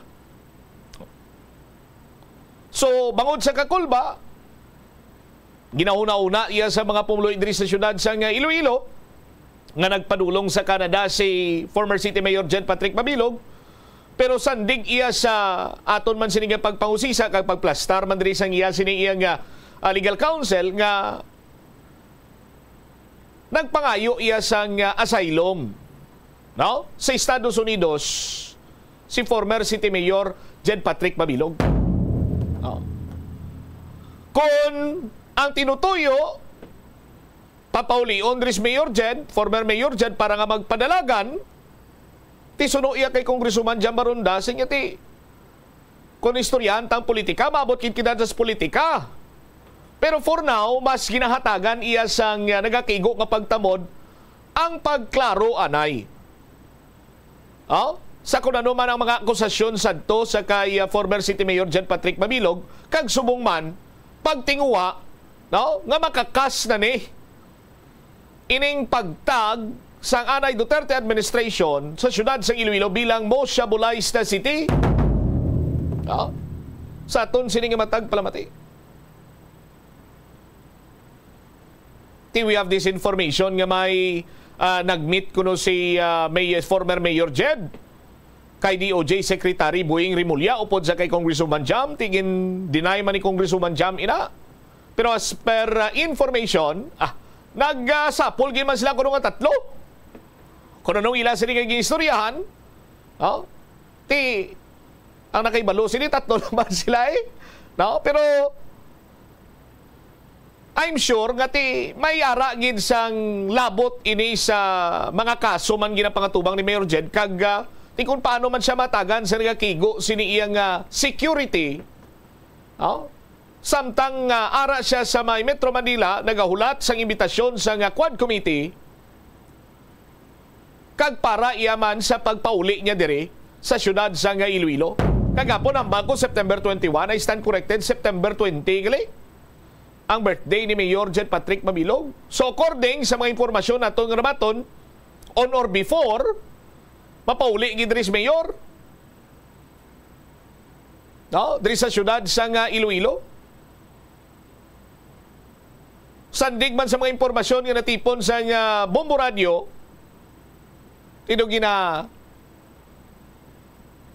gina-finalize na karon ang affidavit sa alkalde kag dako sinibanwa ang tsansa, posibilidad nga by tomorrow, no? Pagkatubang ini siya sa Quadcom. And eventually, basi kung pagkapit sa 20, saya mismo siniiyang birthday, makapauli diri siya sa syudad sang Iloilo, no? Sandig man sa nakalabot sa aton sini nga may impormasyon kag ginalauman sang kadamaan nga mga taga-syudad sa Iloilo regarding iya sa pagpanumbalik ni former City Mayor Jedda Patrick Mabilog. Ambal gani sini nilang pagbabalik ni Ronquillo. Di makadtugin kuno si Mayor Jed sa City Hall. No? Amo man ang pahayag ni Mayor Jerry Treñas last time nga mabisita gid siya.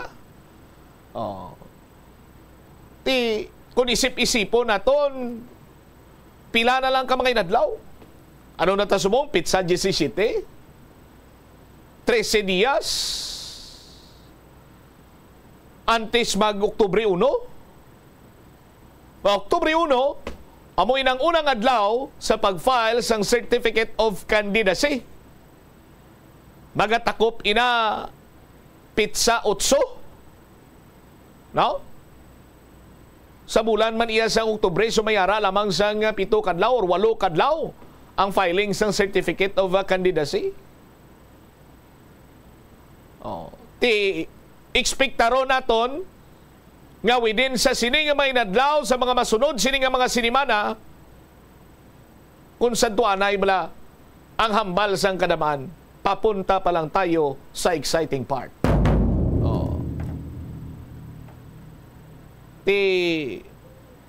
Nalakip giman bala sa tinutuyo sang alkalde sa pagbalik niya diri sa syudad sang Iloilo ang pagsulod liwat sa politika. Kag kon magdalagan si former City Mayor Jed Patrick Mabilog kay sino siya maupod. Maupod siya bala sa kay City Mayor Jerry Treñas. Galing kon humladon mo to ang baraha ni Mayor. Ang kulang to do isa na lang. Konsihal pa. Madalagan ayhan si Mayor Jed. Former Mayor Jed konsihal sa linyada ni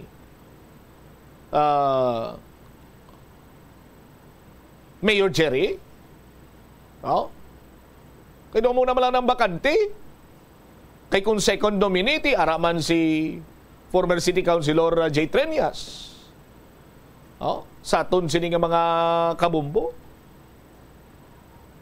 Kung Vice Mayor, may statement man nga ginpagwa si Mayor Jerry Treñas nga mabakod yang pag-updanay nila ni Vice Mayor Jeffrey Ganzon.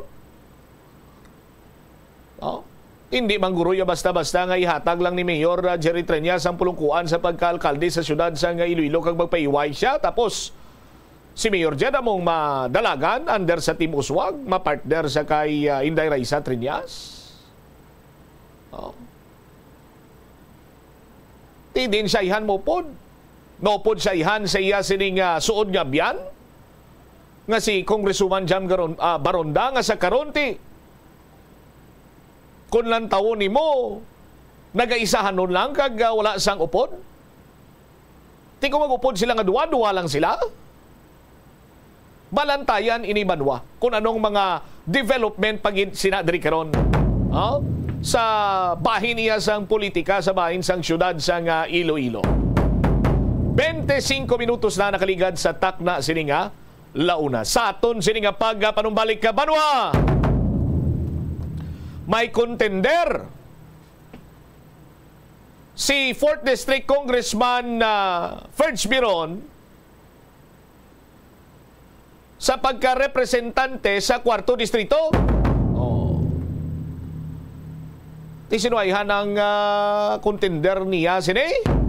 Amo ning hibalo naton kag balikan ta sa paday nga pagpalayag sa bumuanay sa udto paganapo sang pila ka mga importante nga panumdum. The Farmers Bazaar, your traditional public market with the touch of Plazuela Dos, ang isa ka lugar nga gintukod sa tion kag sa kasagsagan sa COVID-19 pandemic nga may tinutuyo nga maghatag sa imo sang safe marketing experience. Subong nga ang COVID-19 hindi nagidman dako nga pamahog kag nagapakadto na kita sa next normal. Rest assured nga ang Farmers Bazaar will further evolve agud yung magpadayon sa paghatag sa inyo sing satisfying marketing experience. The Farmers Bazaar sa lower level tara na pahamtang ang fish, poultry kag meat section para naman sa inyo mga kinahanglanon nga prutas, utang kag iban pa, magbisita sa upper level pinaagi sa paggamit sa hagdanan o kon sa pagkadto direkta sa parking lot. The Farmers Bazaar, your traditional public market with the touch of Plazuela Dos. Plazuela de Iloilo, Billboard of Activities for September 15 to 21, 2024. Kinaagdang tanan to spend part of your Saturday sa Plazuela de Iloilo. Kag kamo ang pagalingawon sang Technocrats Band sa concert at the plaza. Mangin inyo, umpisa alas 6 ng gabi sa Setyembre 21, Sabado. Sa tiyon sa musical show, napuro ka mga matahom nga Plazuela de Iloilo Special Edition mugs kag madamo pa nga iban ang igaparafol sa mga suki sa Plazuela de Iloilo. Sa Setyembre 22, Domingo, ginaagdang tanan nga mangin kabahin sang Eucharistic celebration nga pagahiwaton sa Latolda sa mga adlaw alas 11 sang aga. Sa tiyon sang misa, pangayoon naton sa Ginoo nga hatagan kita sang gift of understanding nga ang tanan nga mga obstacle sa kabuhi ang kabahin lamang sang aton life's journey diri sa kalibutan. Plazuela de Iloilo, we remain to be one with you in a common hope for a better community and a progressive country in 2024. Hindi lamang sa jeans o kung tugas ang katigulangon ang rason sa hair loss o kung pagkaunot sang buhok natukiban sang health expert sa South Korea nga ang hair loss ang tuga sang environmental factors. Sa bugos nga kalibutan, nagalabot sa 4.2 million ang nagakapatay bangod sa outdoor air pollution suno sa World Health Organization. Mas sobra 90% sang populasyon sa kalibutan ang nagaistar sa populated areas sa diin ang heart attacks, aggravated angular heartbeat kag poorer lung function ang pila lamang sa epekto sang air pollution. Ang tambo o kung bamboo shoots manggaranon sa dietary fiber, low in calories kag power-packed sa essential nutrients. Suno sa pagtuon sa comprehensive reviews in food science and food safety, ang phytosterols kag phytonutrients sa tambo ang ideal sa pagtunaw sang harmful LDL cholesterol sa lawas. Ang antioxidants sa tambo ang essential man sa pagpabaskog sa sulod kag sagwa sang lawas. Suno naman sa pagpanalawsaw sang Journal of Ethnopharmacology, ang bamboo shoots mayara sang anti-inflammatory kag analgesic o kung killing properties. Paano bala magpain sang basura sa panimalay? Magpreparar sang separado nga suludlan para sa wet kag dry kitchen waste. Magpreparar sang duha ka mga suludlan para sa dry waste sa bilog nga balay, isa sa plastic kag isa sa papel. Ibutang sa isa ka suludlan ang mga bagay nga pwede pa magamit liwat ukon mabaligya kag ihaboy naman sa gwa sang puluyan pakadto sa basurahan ang mga wet wastes. Makakinot kag makakwarta ka na, makabulig ka patipig kag sa katinlo sang imo palibot.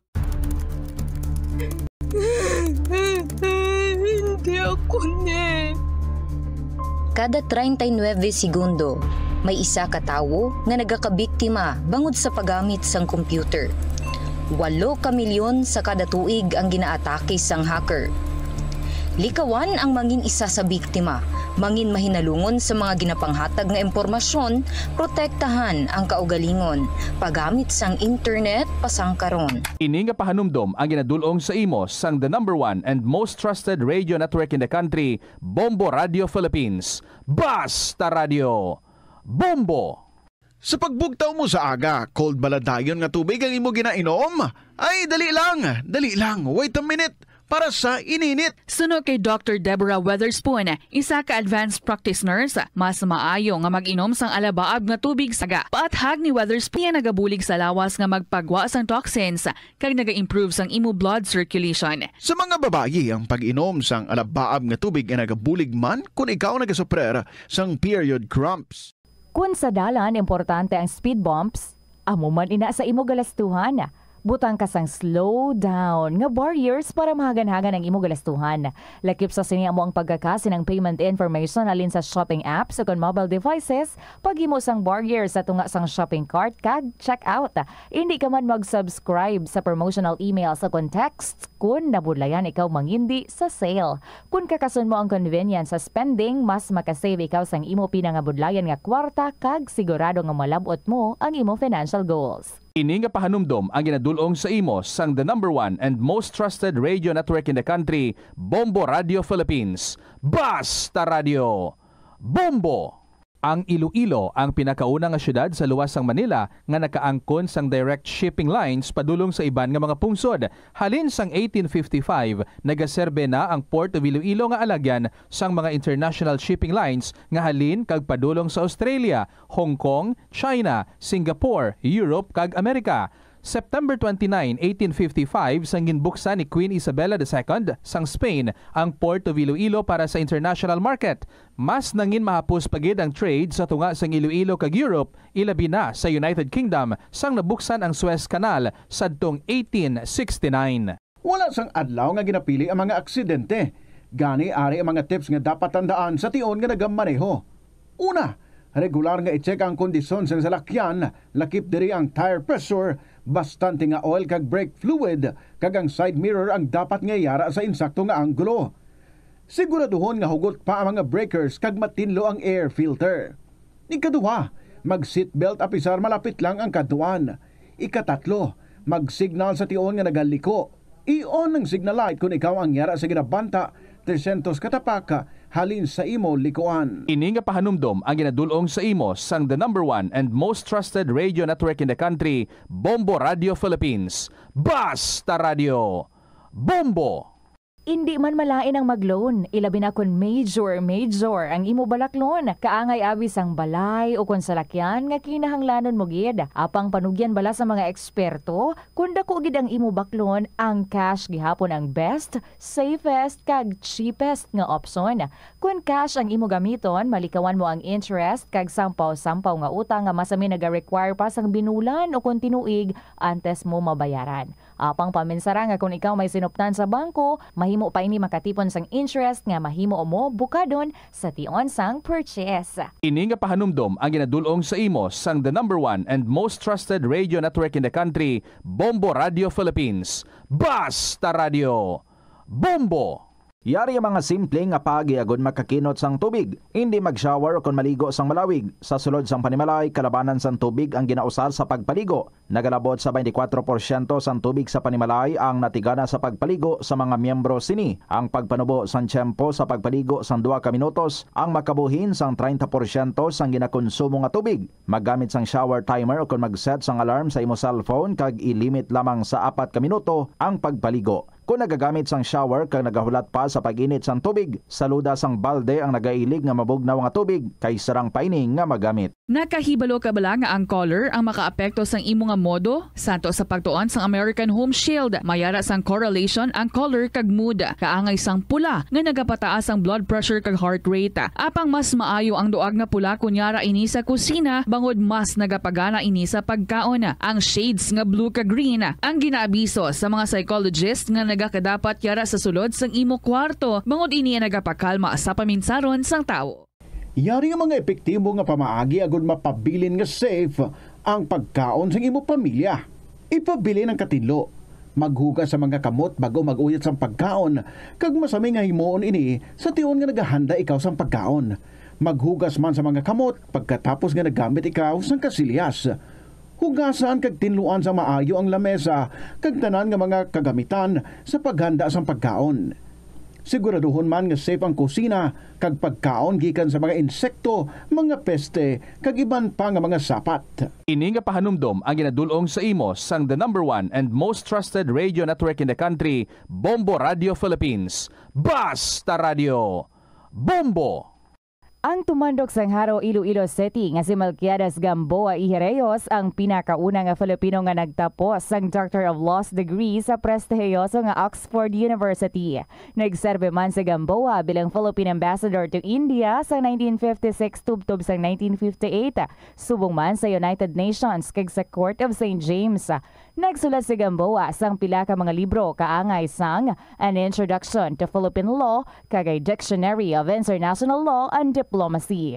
Ang pagpanguyab ang hindi man dapat kahangawan suno sa mga eksperto bangod isa ini ka natural nga proseso. Bombo Radio Iloilo, Philippine Standard Time, 35 minutos na nakaligad sa takna sining launa.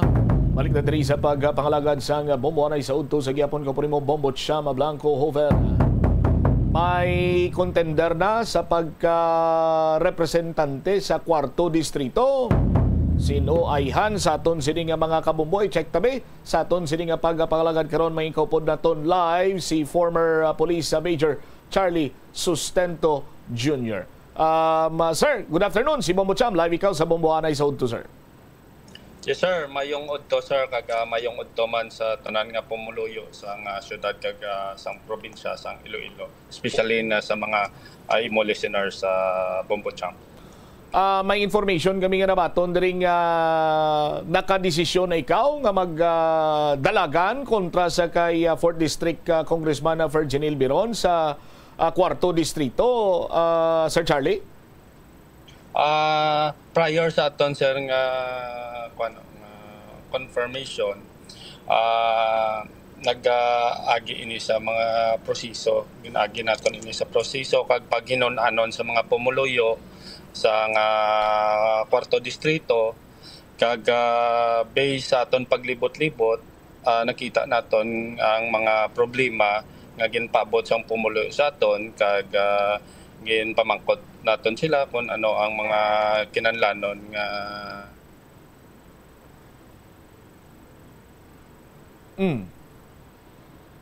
Okay. Pilit ang linya ni Sir Charlie. Dahil lang gin standby sa aton sini nga mga kabombo balik-balikan naton ang linya karon ni former Police Major Charlie Sustento. Hindi malipod sa ibalo sa mga kabombo naton, aktibo ini nga nagalibot karon sa 4th Distrito, no? Kag i-confirm ta karon kay sakon sini nga pagkabalo nagsumpa pa ni siya liwat. Saton sini nagsumpa liwat sumpa rather, no? Sa Partido Federal ng Pilipinas. Ti amo sinaihan ba lang iya sining partido. Anyway, balikan ta si former Major Charlie Sustento, sir. Please continue. Dito na kita sa sandig sa paglibot-libot imo sa mga kabaranggayan, kabanwanan sa 4th Distrito, sir. Yes sir, no. So sa aton paghinon-anon sa mga pumuliyo ilagin paabot ang mga ilang mga problema nga madugay na nga wala madres matagan sa sa mga solusyon kag this decision nga pag-obraw naton again kon man naton istorya naton ang aton pamilya kag mga lideres sa probinsya kag dira sa 4th Distrito na sa mga leaders naton sa tagsa-tagsa kabanwahanan dira sa nasakupan sa 4th Distrito kag sa subong adlaw sir based sa mga consultative meeting sa aton mga leaders kag mga pag-challenge nila sa aton, so subong adlaw gina-accept ko ang ila challenge kag gina-confirm ko that I will run for congressman sa 4th District this coming national and local election, sir. All right. Now, Sir Charlie, may mga kaupdanan ikaw kag hindi lang basta-basta abig ikaw lang sinimadlagan, kinahanglan mo man siguro sang resources, in terms ng resources, mga kopdanan nimo sa partido. Last time to, sa naibaluan kung sa madumduman ko, nag-take oath man ikaw sa Partido Federal ng Pilipinas, Sir Charlie? That time, sir, nagbisita lang kita dito. Nagbisita ka lang? Kaya, mga kopdanan natin po federal kag hindi man lingod sa ibalo sa mga pumuluyo nga since nga dismiss kita ara kita sa pagbulig sa kay Governor Defensor no sa pagpatigayon sang mga programa kag mapadasig ang pag-implementar sa mga programa sa kabarangayan no with our private capacity. Nakabulig kita sa dako no kay kita mismo ang ginakatuan sa mga pumuluyo especially sa 4th distrito mapaabot naton ang mga kinanglan sa mga pumuluyo pagi sa akon kag mapaabot immediately sa kay Governor Defensor kay Tuto ang mga needs sa mga pumuluyo kag sa kaluoy sang Ginoo sa pagbulig no paggiyaman sa aton na address naton ini nga mga problema sa pumuluyo kag nato no na padasig kag naka-download kita sang with our own capacity naton naka-download kita sa mga proyekto pagi sa mga proyekto man ni Governor Toto. Pero Sir Charlie, may partido ka na nga pag-updan? Subong sir, no, hindi ko pa pwede mambal, hindi pa kay may mga proseso pa nga ginasunod. Kag ang amon grupo sir, no, this is the first time for the information sa pumuluyo sa imo listener sir. No. This is the first time nga ang 4th District ang tanan nga opposition ginatawag namon nga United Opposition nagtingop ini sir no kag hindi ini kumbaga ang mga nagulupod sa ako nakibot makogani siguro this is the intervention sang Ginoo nga ginhambal ko nga ang mga tao nga ni nga madugay na sang una nga sa kampo sa mga Beron nagulupod sa akon kag mostly of this group hindi lang lang tao naton when it comes to educational background nila halos ini mostly sa mga grupo ni kuano siya no mga professional some of them are lawyers doctors some of them are engineers no nga nagulupod sa aton ako mismo nakibot ako nga sang nagahinunanon ako nagpalapit sila nga according sila it's time nga manindugan ang pumulo sa 4th Distrito sa madugay ng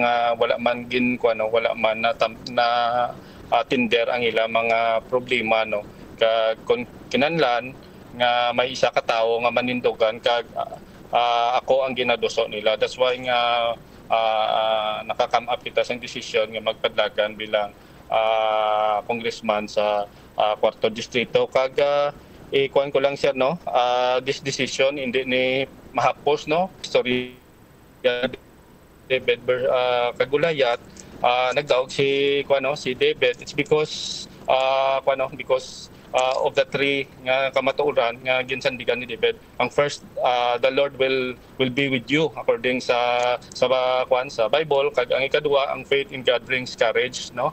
Ang ikatatlo, with God you can do the impossible, no? Mo nagani nga namba ko permi every time nga maglibot ako ginplastar gid ako sang Ginoo sa akong pagpati nga bisan na dismiss kita pangitaan nila kita mi Dios nga maplastar nga mabutang kita sa mayo gali nga alagyan no kag sa sini nga tion gapati ako nga ini tanan nga desisyon naghalin ini sa wisdom sang Ginoo ang bako gani you cannot question the wisdom sang Ginoo kay amo lang na siya nakabalo kon ano ang pakatuan naton. Alright. Sige. Thank you so much for your time, former Police Major Charlie Sustento Jr. Sir, maayong hapon sa liwat. Sir, no, kuhan ko lang sir, no, idugang ko nga ang aton mga grupo dira sa hindi lang ako isa magadalagan but may ara kita mga leaders sa every municipality no. First is ang Banwas Sanggunias nga magabalik ang aton mayor si Mayor 9 years nga nag-mayor man si Mayor Mamerto Pilopero, kag ang iya Vice Mayor amo ni si Attorney Kaiser Cordero nga magapapili man Vice Mayor diya sa Banwasang Dunyas, kag kaupod ini no ang mga former mga incumbent SP member man dira sa Banwasang Dunyas, kag mga former SB man.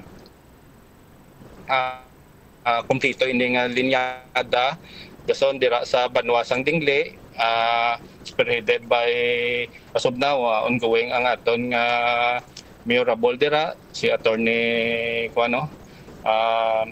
ang aton nga Vice Mayor si Dr. Villanueva, ang incumbent Vice Mayor, kag kaupod niya man dira ang iya mga nyada sa pagka municipal councilor sir, kag gina ongoing ang aton pagkistorya ka Attorney Ariola nga magapadalagan man nililiwat mayor dira sa Banwasang Dingle, kag ang dira sa sir no sa Banwasang San Enrique ang 9 years nga number 1 Sangguniang Bayan member magapapili bilang mayor man si Attorney Ping Panisales, kag ang aton Vice Mayor si SB member Ariel Boyco, with nagtingob man ini ang grupo ang Cordero, kag ang mga grupo ni Mayor ni retired Brigadier General Ramonago nagupod ini sa aton, kag dira mismo sa lugar sa mga biron sa Barutak Nuevo ang bako gani sir, this is the first time nga nagulupod ini tanan nga grupo, nagapati kita sa aton nga abilidad, sa aton nga mabuhat muna nga nagdesisyon ang grupo dira sa Barutak, kag tatlo ini ka mga incumbent SB member, mga former Vice Mayor, kag mga former mga barangay officials ang nagupod sa aton.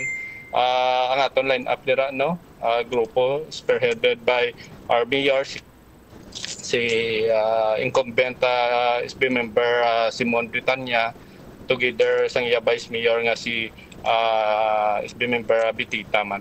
So kagang sa Banwasang Dumanga sir, sila na lang siguro ang kay nag-ayo sila, but 100% may kontra dira sa Banwasang Dumangas against kay Mayor BG Beron.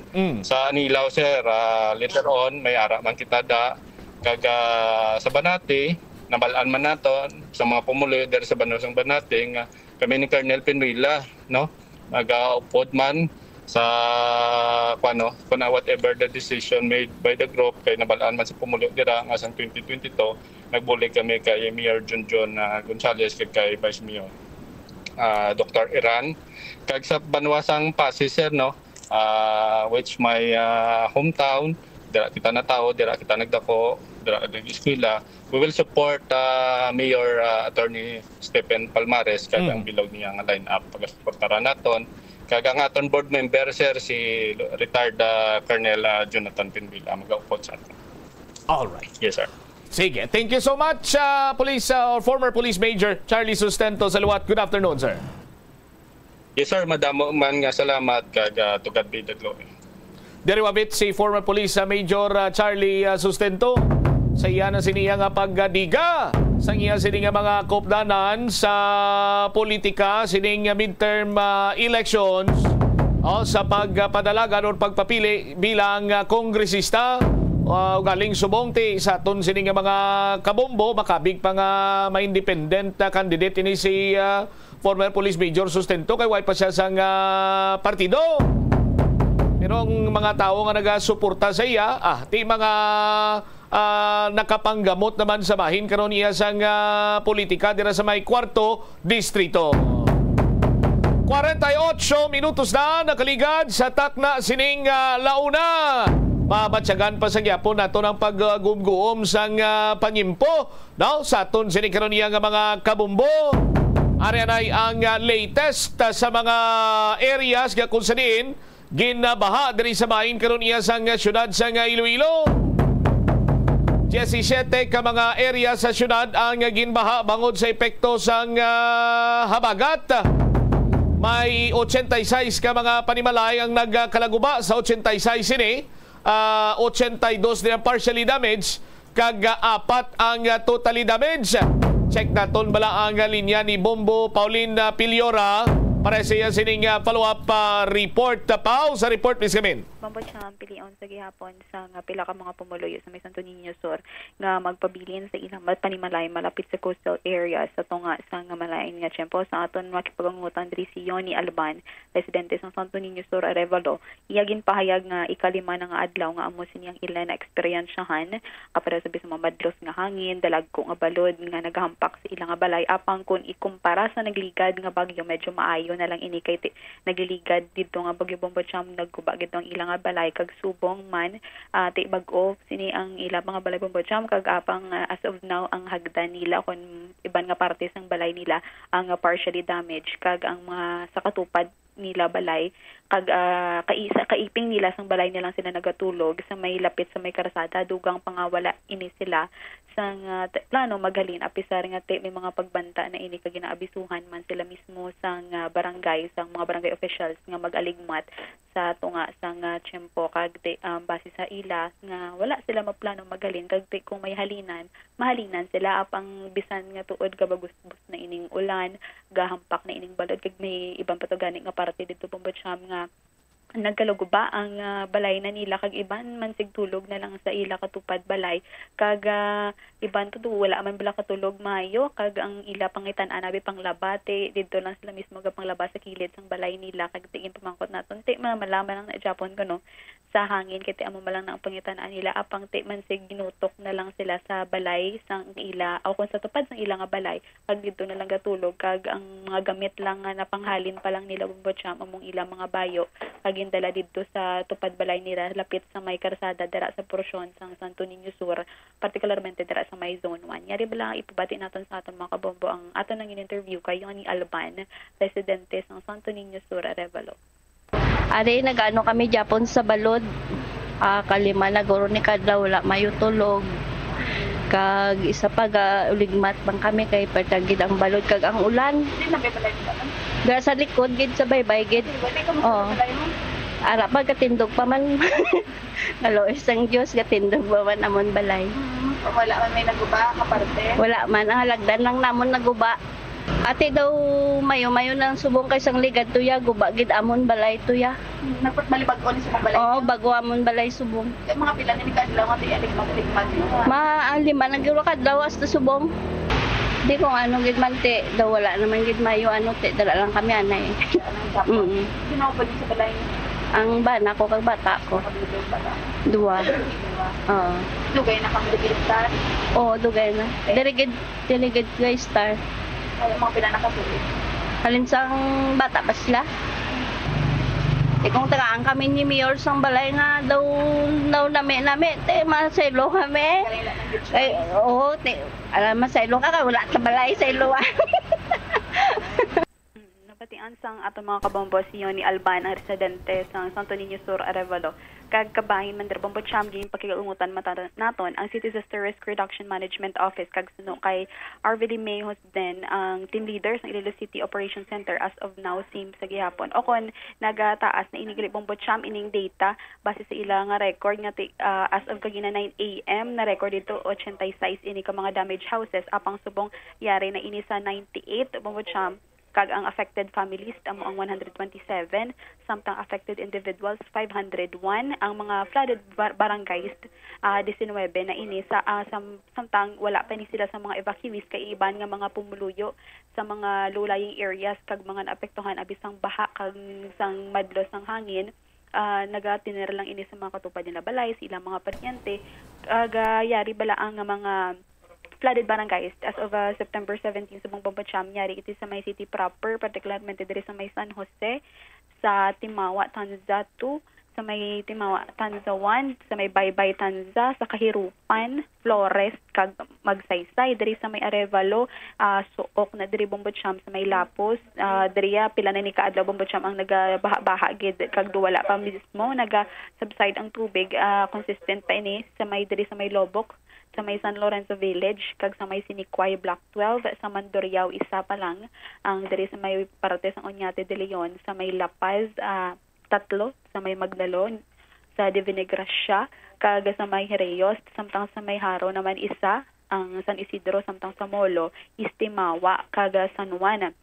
Kabahin diri Bombocam, nag-abiso man ang CDRRMO sa mga pumuloy, especially sa mga low-lying areas nga mag-aligmat kay sila gini ang posible maapektuhan tungod sa heavy rainfall kag ginalauman pa ni nga subong adlaw tubtob pa sa palaabuton nga pila ka mga adlaw maka-experience sang moderate to heavy rainfall pagbugso-bugso sang ulan Bombocam kay dudugay nagamadlos ining hagin nagabubo ang tudong nga ulan kag dugang pa ni base sa forecast nila sa 18 pa ini mahalin si bagyong Hener kag may baga pasulod pa nga bagyo kag impunan pa ni sang hanging habagat kag yari bala ipabati naton sa atong mga kabombo. Ang aton nang interview kay Arvely May Hosden, ang team leader sa Iloilo City Operation Center. As per man sa kahapon ng mga forecast sa subong, expected na for today until tomorrow may mga pag-ulan-ulan gigita nga mabatsyagan diri sa syudad ng Iloilo City. Okay. For mga coastal areas na ma'am, may mga na-record ko mga damages ma'am, affected individuals? Yes ma'am. As of 9 a.m. may mga flooded areas na kita nga na-record. Meron sa city proper, Arevalo, Lapus, Mandurriao District, La Paz, Cagharo, Pag-isa sa Molo o sa Timawa. Kag may ara man kita sa mga na-record, ring reported may mga natumbang ang mga puno, may ara sa Barangay Airport, pero naka-coordinate naman natin sa ring operation, sa tuanin nila, kag i-clear nila ang area. So far, wala kita evacuees, ma'am, pero may mga affected kita nga mga individuals kag families, ma'am. Tungod lang especially sa coastal areas na mga balay, nga mga barangay, nga kaegoan dito sa mabaskog nga hangin kag sa mabaskog nga balod. As of kahapon, ma'am, mga record disara pa siya sa 86, pero ongoing 86 damaged houses siya. Apat ang totally, 82 ang partially, pero ongoing man ang validation sa ating sa WDO kag ang coordination sa barangay kung may mga additional pa nga mga na-damage ng mga houses. Ang ulan-ulan natin nga na-experience weekend, kag sa subong mga inadlaw is palarihas lang siya mga mabubo siya gulpe, tapos medyo baskog, tag ang hangin is palarihas naman ang kabaskogon sa hangin na pwede natin experience diri sa Iloilo City. Ang gina-expect naman nga pag-ulan-ulan diri sa Iloilo City or hasta makagwa pa ang bagyo diri. Kaya hindi ba kita directly affected, pero ang pagbutong nila sa aton nga ang pag-enhance sang bagyo sa aton nga southwest monsoon ang nag-affect sa aton. So kung makagwa na sila sa PAR, kay magwa si Hiner sa 18 pa siya magwa, tapos ang isa manugsulod man sa PAR, so expect sigid nga bubutongon pa na nila ang aton nga southwest monsoon. So within district possible nga may pag-ulan-ulan dito sa nga mabatsyagan. Sa atong mga kabombo, si Arvely May Hosden, ang team leader sa Iloilo City Operation Center, kabahin dira Bombocam, ginaabisuhan ining mga motorista kay labi na gid nga kung magbundak ining ulan as what we've experienced man kag na Bombocam, hindi gid kitaon ang dalan kung magbundak ganing ulan dala pa bisang madlos nga hangin. Kag sa mga low-lying areas man kag naga-expect man sang pagbaha-baha gid kag sa mga coastal areas nga tidalagko sinisubong ang hampak sang balod kag ginabulubantayan man kung mag-high tide Bombocam. Alright, so ara lang man sila, standby lang man sila, or ara sila sa evacuation center? Kaya na-interview mo to kagina to, 5 na siya kadlaw kung ay tinulugan, kino dito lang siya nagatiner sila balay? Ang na-record race ng Iloilo City Emergency Operations Center, wala pa sang evacuees, kay man ang mga nagatiner sa coastal areas, ara sila igihapon sa ilang balay, wala pa nila makuha ganing ilang gamit. Dito lang sila gatupad sa mga kaiping, bala, ang lapit-lapit lang diya sa may karsada. Kay delikado na Bombo Pauline kung madlos pagidang hangin kag magbaskog sinyang balod, bisan gagmay lang na kung mabaskog, di ba butang na karon sa lang-alang kag sa risgo Manila kabuhi? Tama, gid ka delikado Bombocam. Kay ang una nga linyada dito malapit sa baybay, do iban amotong kagapon may na-record nga mga naguba nga balay dito to nagulubos gid to guba, iban la na atop, iban ubos gid Bombocam. Samtang may ara naman niya dito nga mga partially damaged. Apang do nag-iso lang ni sila sa may ikaduwa man nga linyada, kag dito man nagtulog amon nga mansig aligmat man bala kag may ato gani dito Bombocam nga ang bata siya ata kay siyempre wala klase, may mga cancellation of classes. Do siya lang to isa sa ilang nga balay kag nagpangita man isang pangitan-an sang kwarta ang iya ginikanan kag amo to do ginabisuhan na lang ati magtiner na lang dito sa kun sa diin damo bala ang tawong presensya makakita kay ang iban to do ginaab-ab na bala sementado tuod ang balay apang do ginaab-ab na ina sang tubig amat-amat nga pagbasya sang tubig Bombocam. Hindi man sa pero sa pagkaintindi ko na may bago nga pagsulundan subong ang Department of Social Welfare and Development. In case of calamity, dapat ang qualified nga makabaton sang ayuda among mga nag-evacuate. Do amo nang pag-intindi ko kag amo man ang ginhambal sa akon sang kilala ko nga barangay official nga daw amo na kunong bago nga pagsulundan sa aton sini nga mga kabumbo. Hindi man nayabot silingon nga dapat mag-evacuate ka para kabaton ka sang ayuda. Ang punto ko is that nga mas maayo kag mas safe ang mga pumuluyo ining mga partially damaged nga magbiya na dangadaan kit hindi mo mapakta ng panahon. Mas pasulabiyon nato na ang kabuhi although mabudlay man nga magpundar bisan na moamo lang nakadako nga balay mabudlay man magpundar ginggastuan man ka pinangabudlayan man sini nila but mas malalon iyang kabuhi Bombo Paulin rason nga nagakadapat lamang sa mga kabumbo naton dira kung padayon sa mga mabaskog ang hangin mamadlos ang hangin mabaskog ang balod hindi nyo na paghulata nga magkalasipak pa dira kung ano pa na magkalatokyab evacuate na lang kay automatic na pag-evacuate mo sarang ka na ina nga makabaton sa ayuda sa aton sini nga gobyerno Bombo Paulin? Kagati amo na ang padayon man nga ginapanugyan man sang CDRR mo nga samtang temprano pa ang preemptive evacuation bilang ginatawag Bombo Cham. Kay ting iban natumbahan ako nagubaan na balay sang nagliligad man nga bagyo lang to sa siniman nga tuig apang ti nagpatindog man Japon liwat sa same man nga area.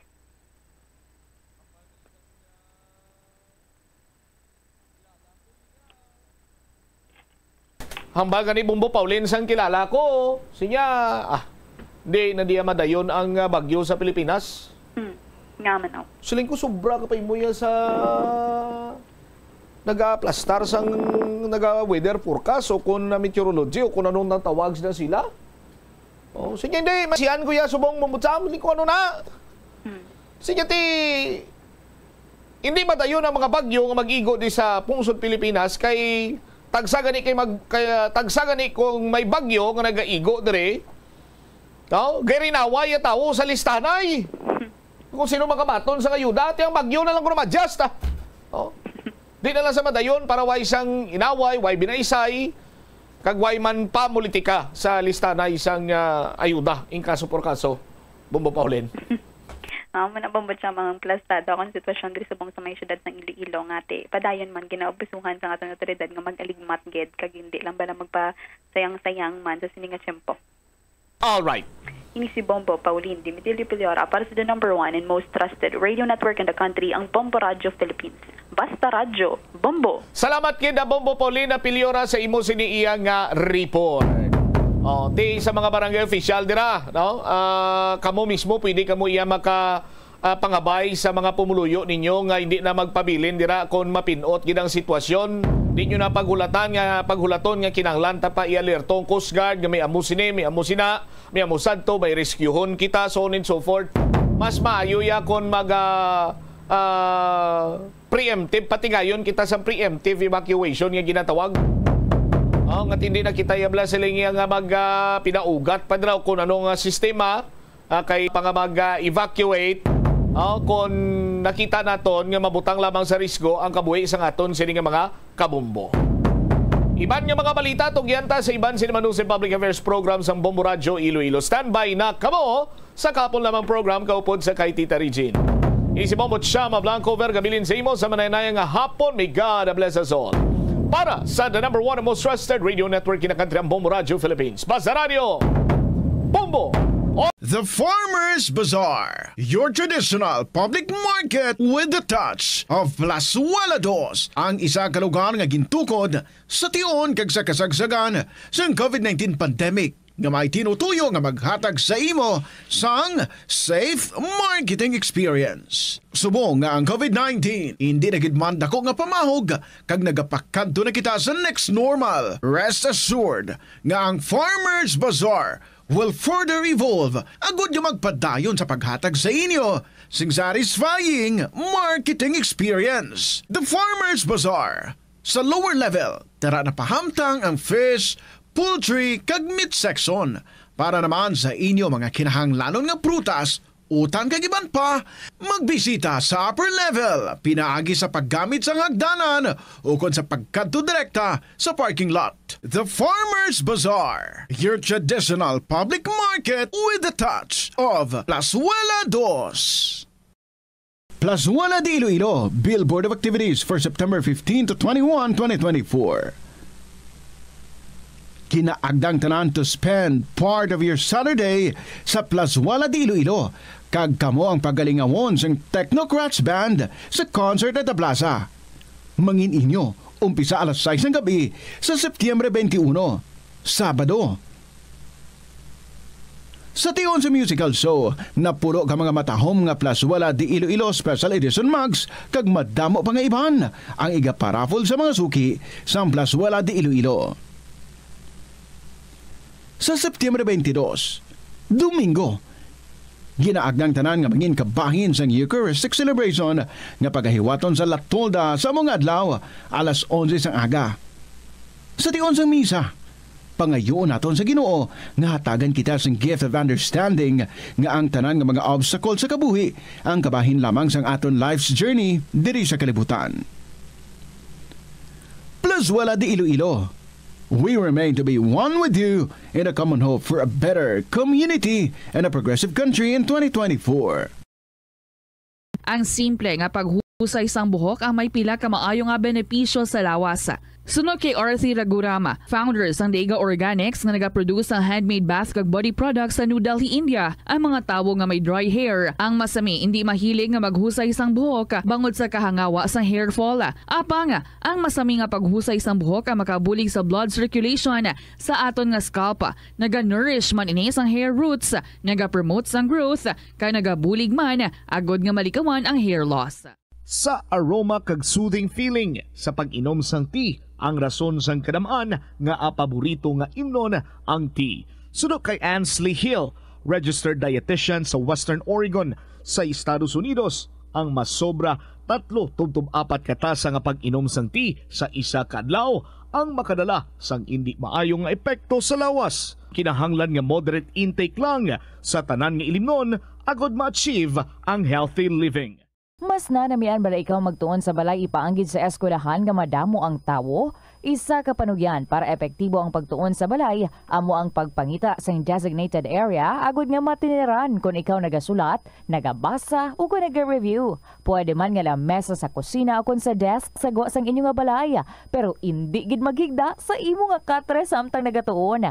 Ini bagod nagakatemptar gid ikaw nga magpiyong-piyong, tubtub nga dalayon na ikaw nga matulugan. Siguraduha man nga malimpyo kag organisado ang lugar nga imo ginatun-an. Ini nga pahanumdom ang ginadulong sa imo sang the #1 and most trusted radio network in the country, Bombo Radio Philippines. Basta Radio Bombo!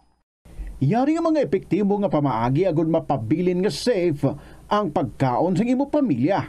Lutoon sa maayong pagkaon, ilabi na ang karne, manok, itlog, kag mga seafoods. Sa pagluto sa mga pagkaon nga may sabaw o konsarsa, pabukalan, kag paturon nga nagalabot ini sa 70 degrees Celsius ang temperatura. Bago kaunon, initon sang husto ang mga nabilin nga mga pagkaon o konsudan. Taguon ang pagkaon sa husto nga temperatura. Hindi pag-ibilin ang naluto nga pagkaon sa ordinaryo nga temperatura sa sulod sang 2 ka oras. Ibutang gilayon sa refrigerator ang luto nga pagkaon kag mga pagkaon nga madasig mapanos. Ipabiling nga mainit o kung masobra sa temperatura nga 60 degrees Celsius ang luto nga pagkaon, bago ini ihanda sa imo pamilya. Hindi pagtaguon sa madugay ang pagkaon, mangin sa refrigerator. Ini nga pahanumdom ang ginadulong sa imo sang the #1 and most trusted radio network in the country, Bombo Radio Philippines. Basta Radio Bombo! Yari ang mga household level fire safety measures nga dapat tandaan agud makalikaw sa sunog sa balay. Hindi magbutang o kung magtipon sang flammable substance o kung chemical nga makatugas ang sunog sa kusina o kung sa sulod sang balay. Ipalayo man sa mga kabataan ang pospro kag lighters. Patya ang kalayo kag baga matapos ang pagluto sa kusina. Siguraduhon nga wala nagasungaw kag pirmi limpyuhan ang mga kerosene kag gas stoves. Tandaan, ang paglikaw sa sunog sa sulod sa balay, responsibilidad sang bilog nga pamilya. Paano bala mahibaloan ang isa ka impormasyon nga nagapatalang o kung sala? Una, i-check gid ang source kung sa diin inihalin. Kung ang impormasyon halin sa reputable news outlet, makit-an ini sa ilang website. Ikaduha, i-check ang petsa sang gin-publish ang impormasyon o kung ang article. Ikatatlo, i-check ang detalye sang impormasyon. Basta hagid ang bugos nga istorya bangod posible nga ang detalye ang malayo katama sa nakabutang sa headlines. Mag-fact check. Kon kaisa, bangod sa imo nga kaakig, stress kag disappointment sa kabuhi, nagadesisyon kamo nga wala ninyo ginapalibugan kag ginapadalman. Gani likawi nga maghimo sang desisyon kon ikaw ang akig. Hatagi sang oras ang imo nga kaugalingon, bangod ang imo nga first idea ang hindi mo man kon kaisa makabig nga best idea. Makabulig man nga magpangayo sang perspektibo sa ibang nga tawo, ilabi na kon siya ang nagapangatubang man sang kaangay nga sitwasyon sa ilang nga kabuhi. Kun ang desisyon nga imo ginhimo ang wala nangin madalagon, hindi napagbasulon ang kaugalingon. Ang pinakaunang international bank sa luwasang Manila ginbuksan sa Iloilo sadtong 1883. Ini amo ang Hong Kong and Shanghai Banking Corporation o kun HSBC. Tuig 1875 sang una nagbukas ang branch sa bangko sa Binondo, Manila. Kag April 2, 1883 sang nabuksan ang una nga sangay sini sa Iloilo. Una nga nagtanyag ang bangko sa mga financial services nga nagpasanyog pa sa industriya sang kalamay sa pungsod. Kag sang ulihin nagfinance man ini sa pagtukod sa mga railways. Naghatag man ini sang ayuda sa mga negosyante nga Ilonggo nga sulod sa import kag export industry. Agud makalikaw sa food poisoning o kung paglain sang tiyan, sundo ng ining mga pahanumdom sa pagpreparar sa mga pagkaon kag ilimnon. Manghugas ang kamot kag ipabili ng katinlo antes kag pagkatapos ang paghimos.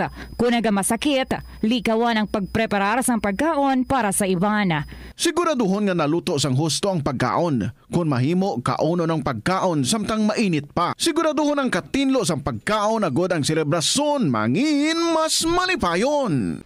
Kagasto gid bila sa imo adlaw-adlaw kag feel mo gid pirmi ang petsa de peligro bangod nga wala na gid unod ang bulsa. Gamita ang imo bulanan nga spending habits, amo man ang imo bulanan nga take home pay agud nga makasat ikaw sang budget nga imo gid masunod. Wala man sang pulos ang istrikto katama nga budget kaangay sang indi gid pagkaon sagwa. Apisar nga naandan mo na nga naga-take out ikaw 4 ka beses kada semana. Sa malipot nga pulong, himo ka sang budget nga nagasanto man sa imo nga lifestyle kag spending habits. Dapat nga himuon mo man nga inspirasyon ang imo budget para makaangkon ikaw sang bag-o nga mga hobby, kaangay abis sang pagluto sa sulod sang balay. Ini nga pahanumdom ang ginadulong sa imo sang the #1 and most trusted radio network in the country, Bombo Radio Philippines. Basta Radio Bombo!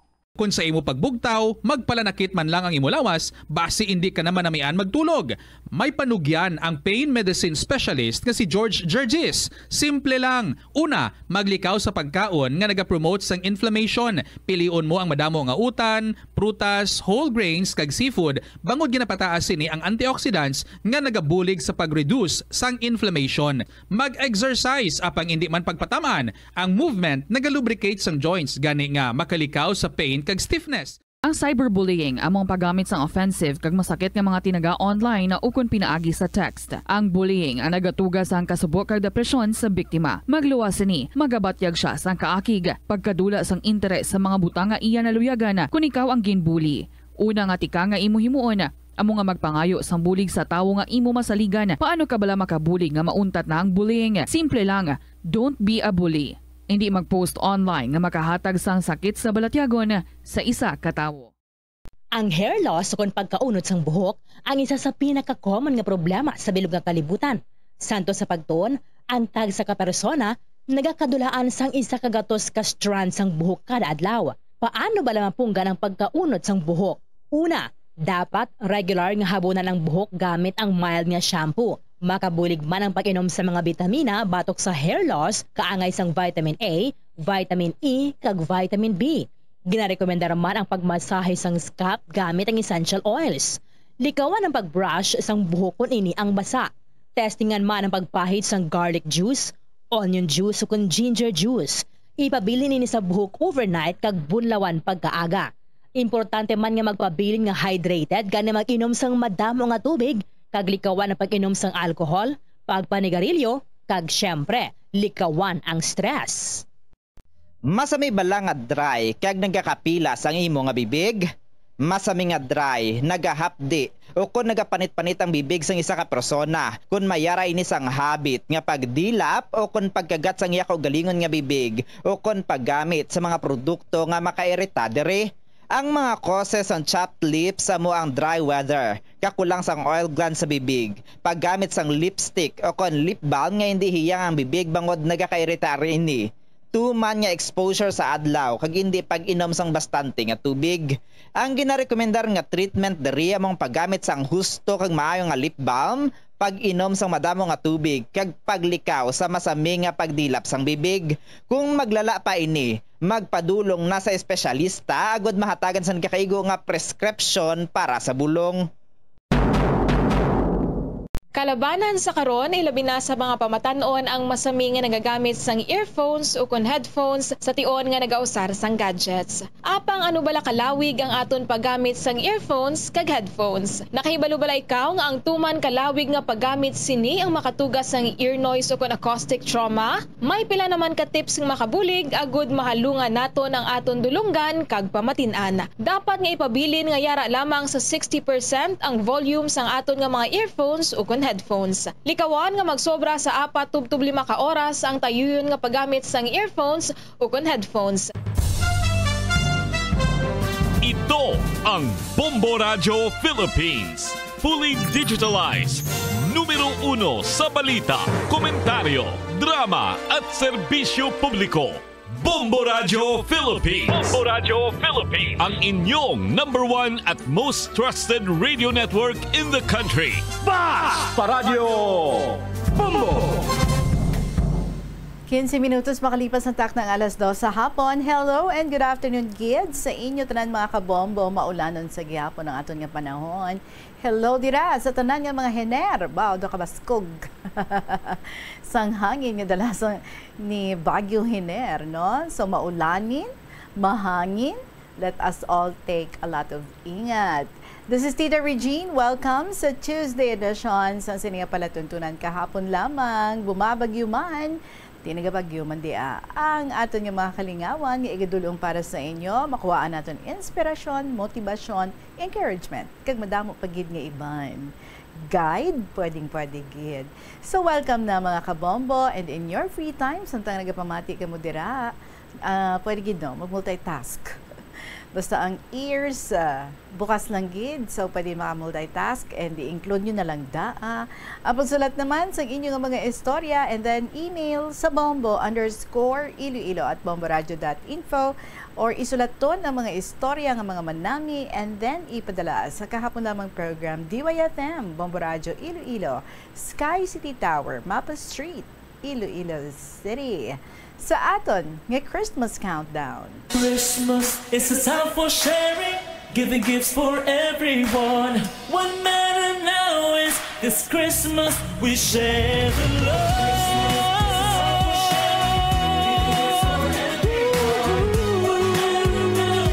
This Christmas we share the love.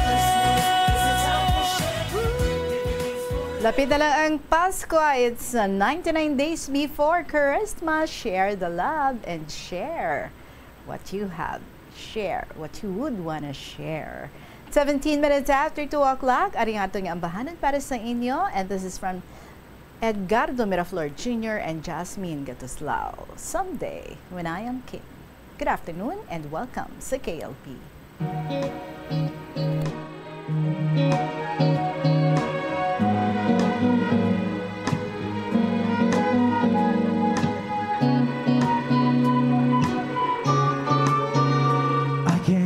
It is my birthright, but my cap will be my crown.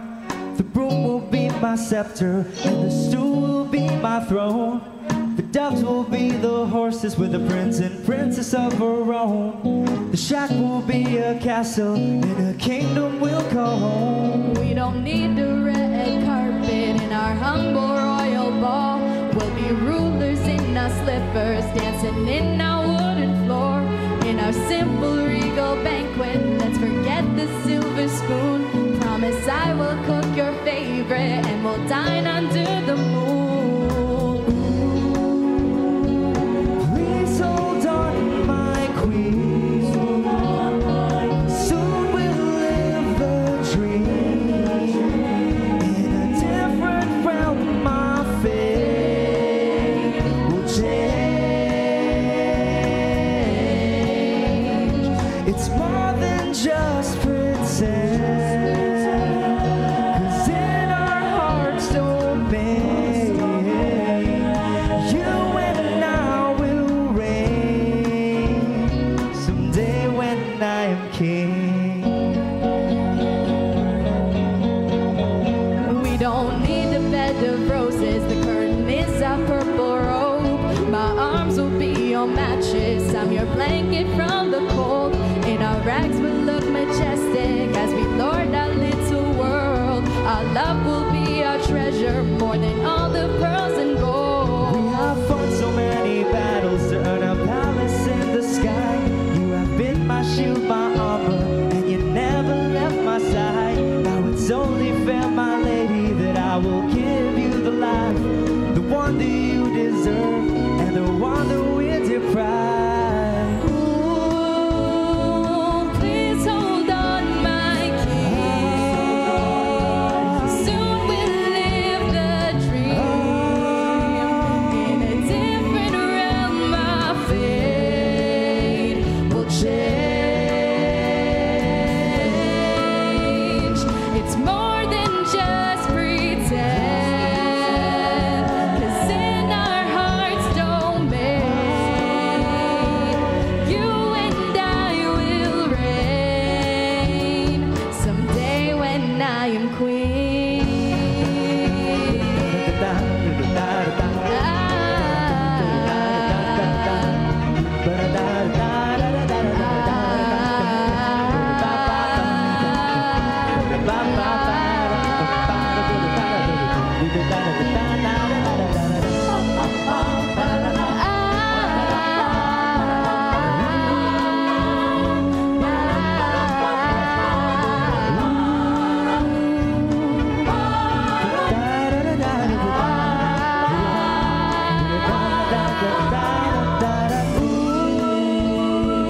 Please hold on, my queen.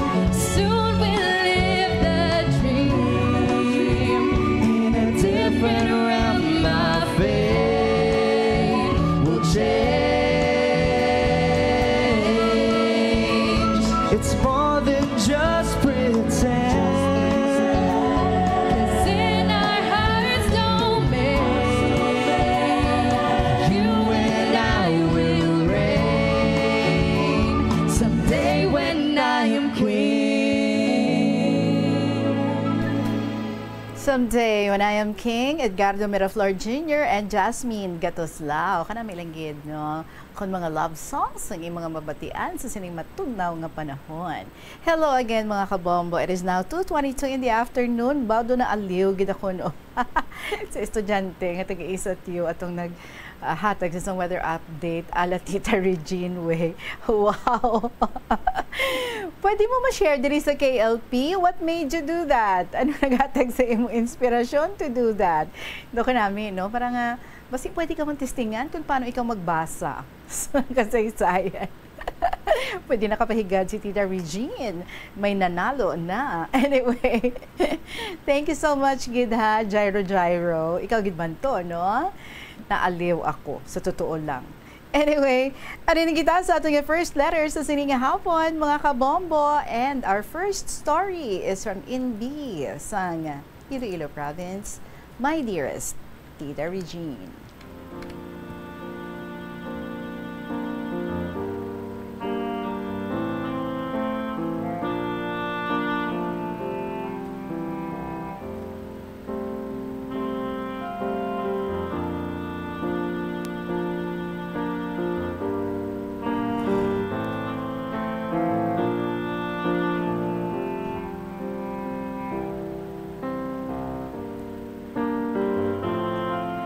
Hello, okay lang ka mo kung aton istoryahan subong ang kalipay sa tunga sang kasakit? Basta waay lang hibianay, ha? Okay? A blessed afternoon to all staff and members of Bombo Radio Philippines, especially sa imotita, sa mga fellow KLP letter senders ko and listeners.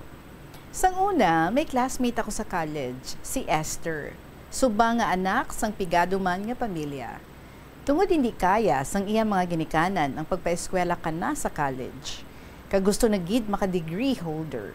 Nag-self-supporting siya. Nagapanahi sa mga pantalon after our class at 4 p.m. Nagapauli siya 9 na from Monday to Friday, kag whole day siya every Saturday and Sunday. Nagapahuway-huway lang kung dali na lang ang midterm and final exam namon. Yet, she finished Bachelor of Arts for 4 years. Pag-graduate niya, nakatrabaho siya sa private institution. Since ang iyang sweldo, hindi makapaeskwela sa iyang mga manghod.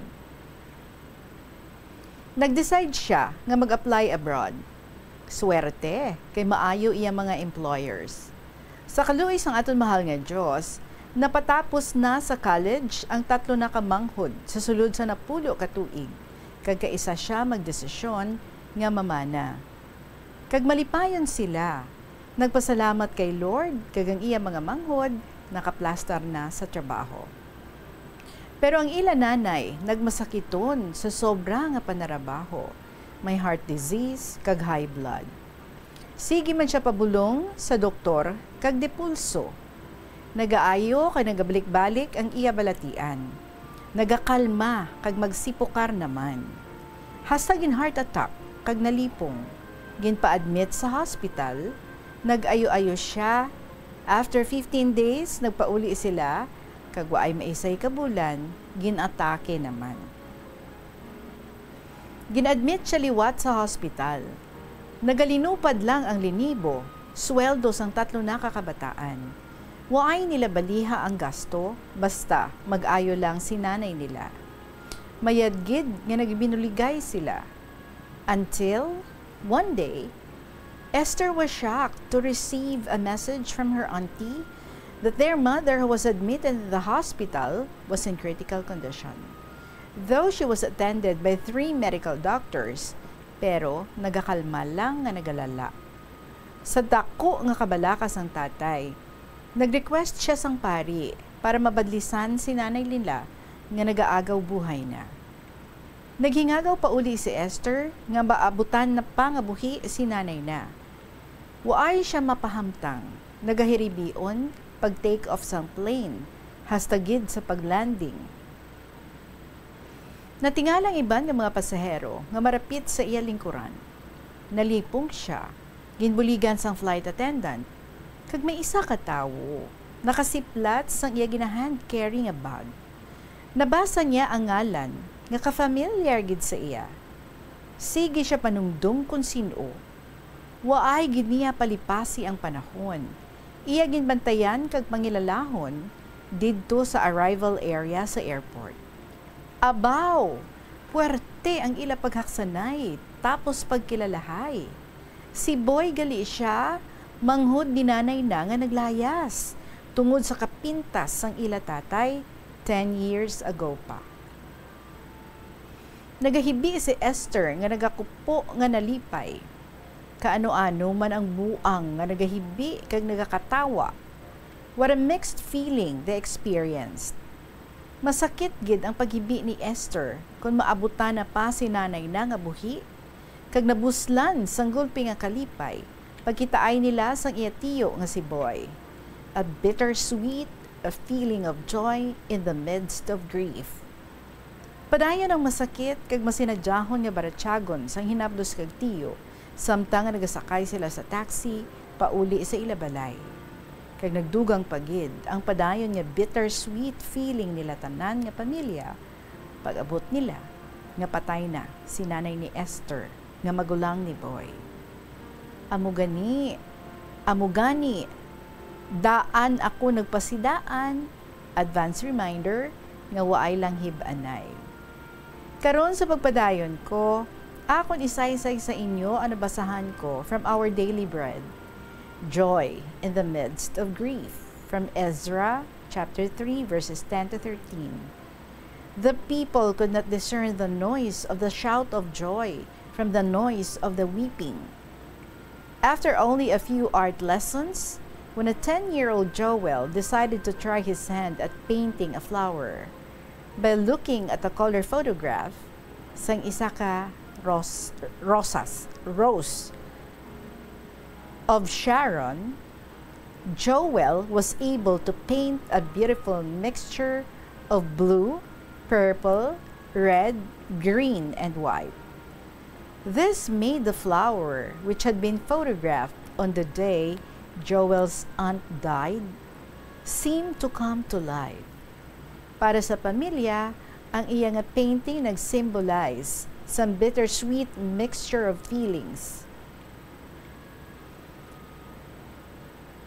While nga nag-provide ini sang lasting reminder sang ilang of the loss nga ilang nga nabatyagan, nga ilang again suffer, it also carried a celebration of Joel's newly discovered artistic gift. The painting gave joy in the midst of grief. Sa ang mga tao sa Judah nagbalik sa Jerusalem from captivity in Babylon, they too had a bittersweet experience. Samtang nga nagasugod sila rebuild sa Temple of Solomon or Solomon's Temple, madamo sa mga tao sa crowd ang nagkinanta songs of praise. At the same time, ang iban nga mga tigulang nga mga tao nga nakakita gid sang beauty sang original temple nga na-destroy sang war, naghilinibi sila sang matunog.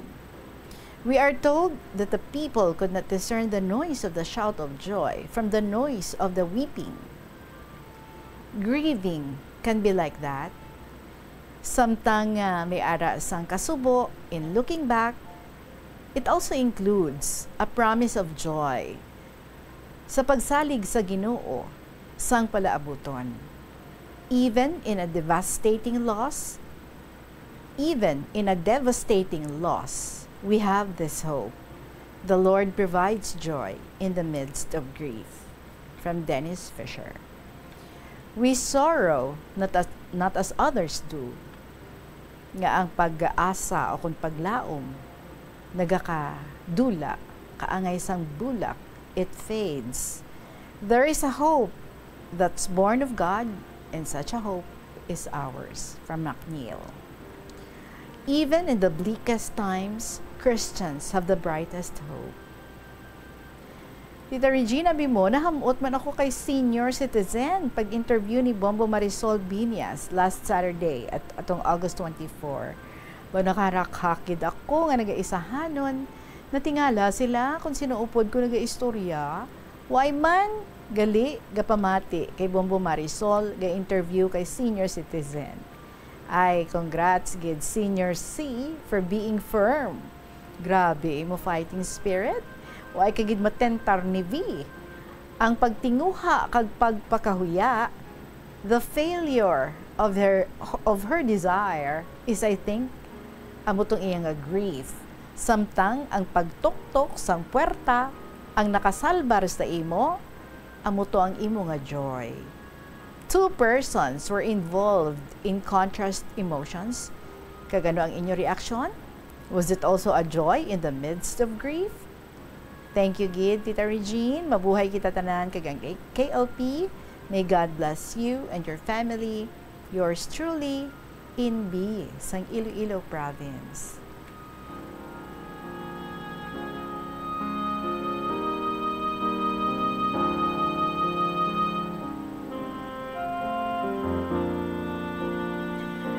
Patugid man na, no? Damong ang mga bittersweet moments ang aton na-experiensyahan samtang kita nagakabuhi.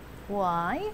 Because there are good days, there are bad days. Kag kung mag-collide ining duha, what do we get? Bittersweet feelings. Yes, that is true sometimes. Most often. Pwede man sometimes. In the midst of grief, we can feel the joy. Why? Amo na bala no sa aton nga kasubo way kita kabalo nga sa likod sini may maayo gijagali nga plano sa gihapon ang aton nga Ginoo. So that gives us no this mixture of feeling of sadness or grief and joy at the same time.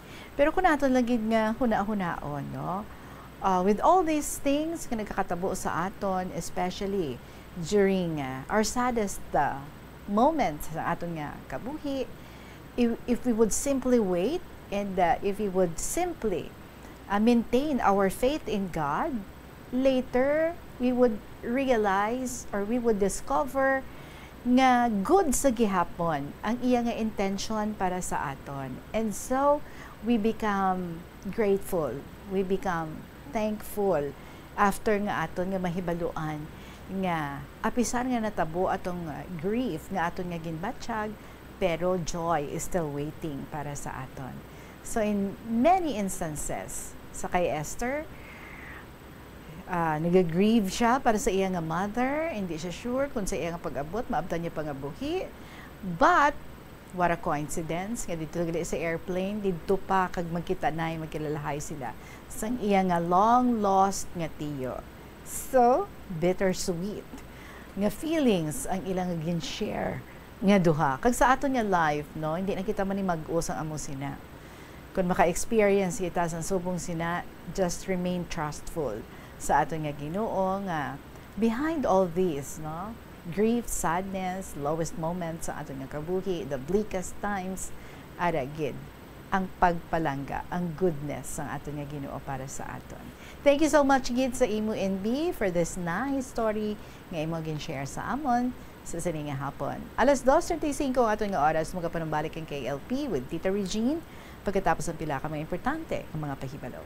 Kadungan sang pagtigulang nagataas man ang risgo sang vitamin deficiencies nga nagatugas sang physical kag emotional changes. Santo sa isa ka scientific study, ang B vitamins ang importante agod nga mag-function ang body cells nga nagabulig sa metabolism, paghimo sang bago nga blood cells kag nagabulig sa pag-maintain sang healthy skin cells, brain cells kag body tissues. Magluwa sa supplements, lakip sa mga pagkaon nga bastante sa vitamins sa moang karne, whole grains, prutas, gatas, cheese kag mga ulutanon. Mga kabombo nga motorista, yari ang mga pamaagi agud makatipid ka sa gatong. Ipasiguro nga yara permi sa maayong nga kondisyon ang imo salakyan. Tsakyara ang imo nga goma kag siguraduha nga yara sa husto nga tire pressure. Likawan nga naka-idle ang makina sang imo salakyan bangod nagakonsumo ini sang gatong. Buksi ang bintana sang imo salakyan kag magamit lamang sang aircon kung kinahanglan. Kag pakamaayuha nga mag-commute na lang o kung maglakat-lakat kung malapit man lang ang imo kadtuan. Likawan ang aggressive driving kag padalaga ang imo salakyan sa husto lamang nga kadasigon. Paano ipabilin nga matinlo ang ginakaon nga mga prutas kag utan? Dapat nga regular ang paghugas ng kamot nga may habon sa sulod sang 20 segundos bag-o kag pagkatapos mag-uyat sang anuman nga butang. Hugasan sa maayo mga prutas kag utan gamit ang tubig bago ini kaunon o kun isimpon sa ginaluto nga pagkaon. Likawan nga maggamit sang habon o kun bleach o kun anuman nga kemikal sa paghugas sa mga ini. Lutuon sa maayo ang mga utan agud mapatay ang mga mikrobyo nga nagatapik diri. Kung ikaw may ubo kung sipon, mas maayo nga itugyan na lang sa iban nga miyembro sang pamilya ang paghanda sang pagkaon agud malikawan ang cross-contamination. Ini nga pahanumdom ang ginadulong sa imo sang the #1 and most trusted radio network in the country, Bombo Radio Philippines. Basta Radio Bombo! Yari ang masunod nga mga energy safety tips agud maging safe ang tanan. Sa tion sang bagyo, kung may anunsyo na nga storm warning, mag-charge na sa mga cellphone, emergency light, kag iban pa nga mga device, bangod mahimo nga madula ang kuryente.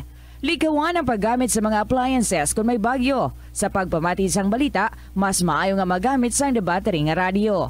Kung ginalauman ang pagbaha sa inyong lugar, mas maayo nga i-off gilayon ang main switch kag circuit breaker. Agud malikawan ang disgrasya kag pagkaguba sini. Magtipid sa paggamit sang kuryente, pinaagi sa mga masunod. Maggamit sa mga energy efficient nga bumbilya, kaangay sang compact fluorescent bulbs ukon LED lights, imbis nga incandescent bulbs.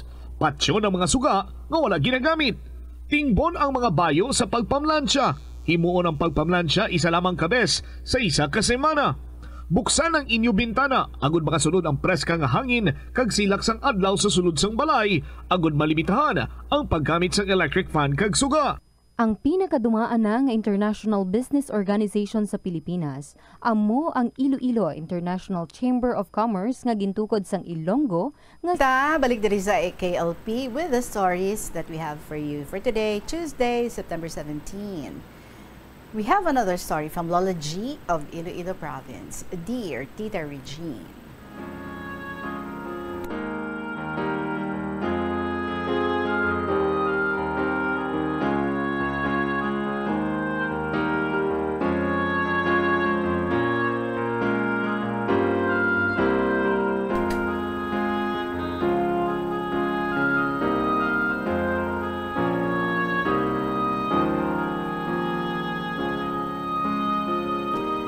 Hello, hello, hello, KLP lovers and supporters of Bombo Radio International. Oh, di ba?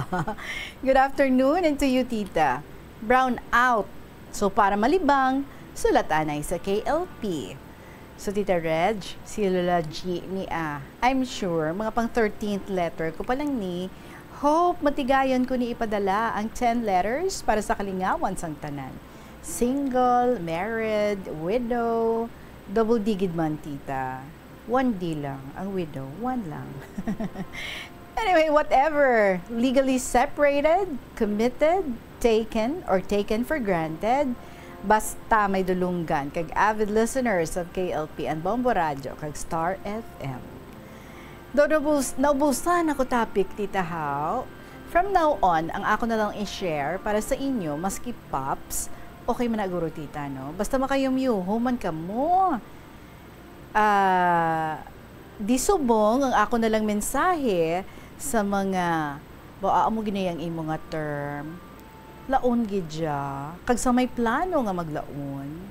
Iyan niya, ha? Tita, uy, noble vocation baya ina. Kag ginatawag sila nga blessed. Right? So, single blessedness, kag blessed singleness. O, diba? O, mas namin ning blessed singleness. O, diba, Tita, bisan ibaliktad mo, blessed pa rin. Correct? Still, pwede mag-serve sa church, kaya damo sila time, kaya wala family commitment, or sa partner, I mean, Tita. Chika lang ni Tita, pero may purpose. Imagine, kung married ka, dayon mabalo, ti single parent, if may kabataan ka, kung sa religious, you will remain single. Sa missionary or sa contemplative ka man. May iba lang, Tita. Pero sa iba nga lugar, duma-underestimate pa nila, no? Ang mga amusin ni mga single. Without knowing nga sila na mga heroes kag martyrs sa pamilya. Lalo na kung ang mga parents sa workplace, kag busy sa business, silang nanay kag tatay sa mga kids, Maswerte gani ang mga single sa balay, Tita. Kay kung dalag ko ang ila income, sila pa naga-provide sa family basic needs. Pati pag pa-eskwela sa mga hinablos, sila naga-shoulder. Oo, damo ko kilala. So naandan to the extent na sakripisyo nila, ila personal nga luho, kag kalipayan for charity. Kag very considerate, even mas spoiled nila mga kabataan. Ang parents gani maghatag may aman pa nga sermon kag aking. Ang pinakatalalupang doon, amo nga kon may members of the family magmasakit, Tita. Ahay, free of charge ang service ni iyay kag iyoy nga mga single sa ila panimalay. Ti sila na agapulaw kag serbiyaya, caregiver, nurse kag therapist sa masakiton. So sa tanan nga single men and women out there, congratulations and enjoy your God-given mission. Nakawitness ko sina, Tita, from grandparents, aunts, uncles, parents, also brothers and sisters, nga ginatatap sa mga may bulawanon sang tagipusuon nga mga single blessed, Tita. How I wish, pag edad na ako 90 plus or 100 plus, God willing, may laon man mag-atipan sa akon. Pero dapat hindi masungit kag hindi irritable nga klase. So tama na ni siguro, Tita. Next naman, God bless everyone from Lola G of Iloilo Province.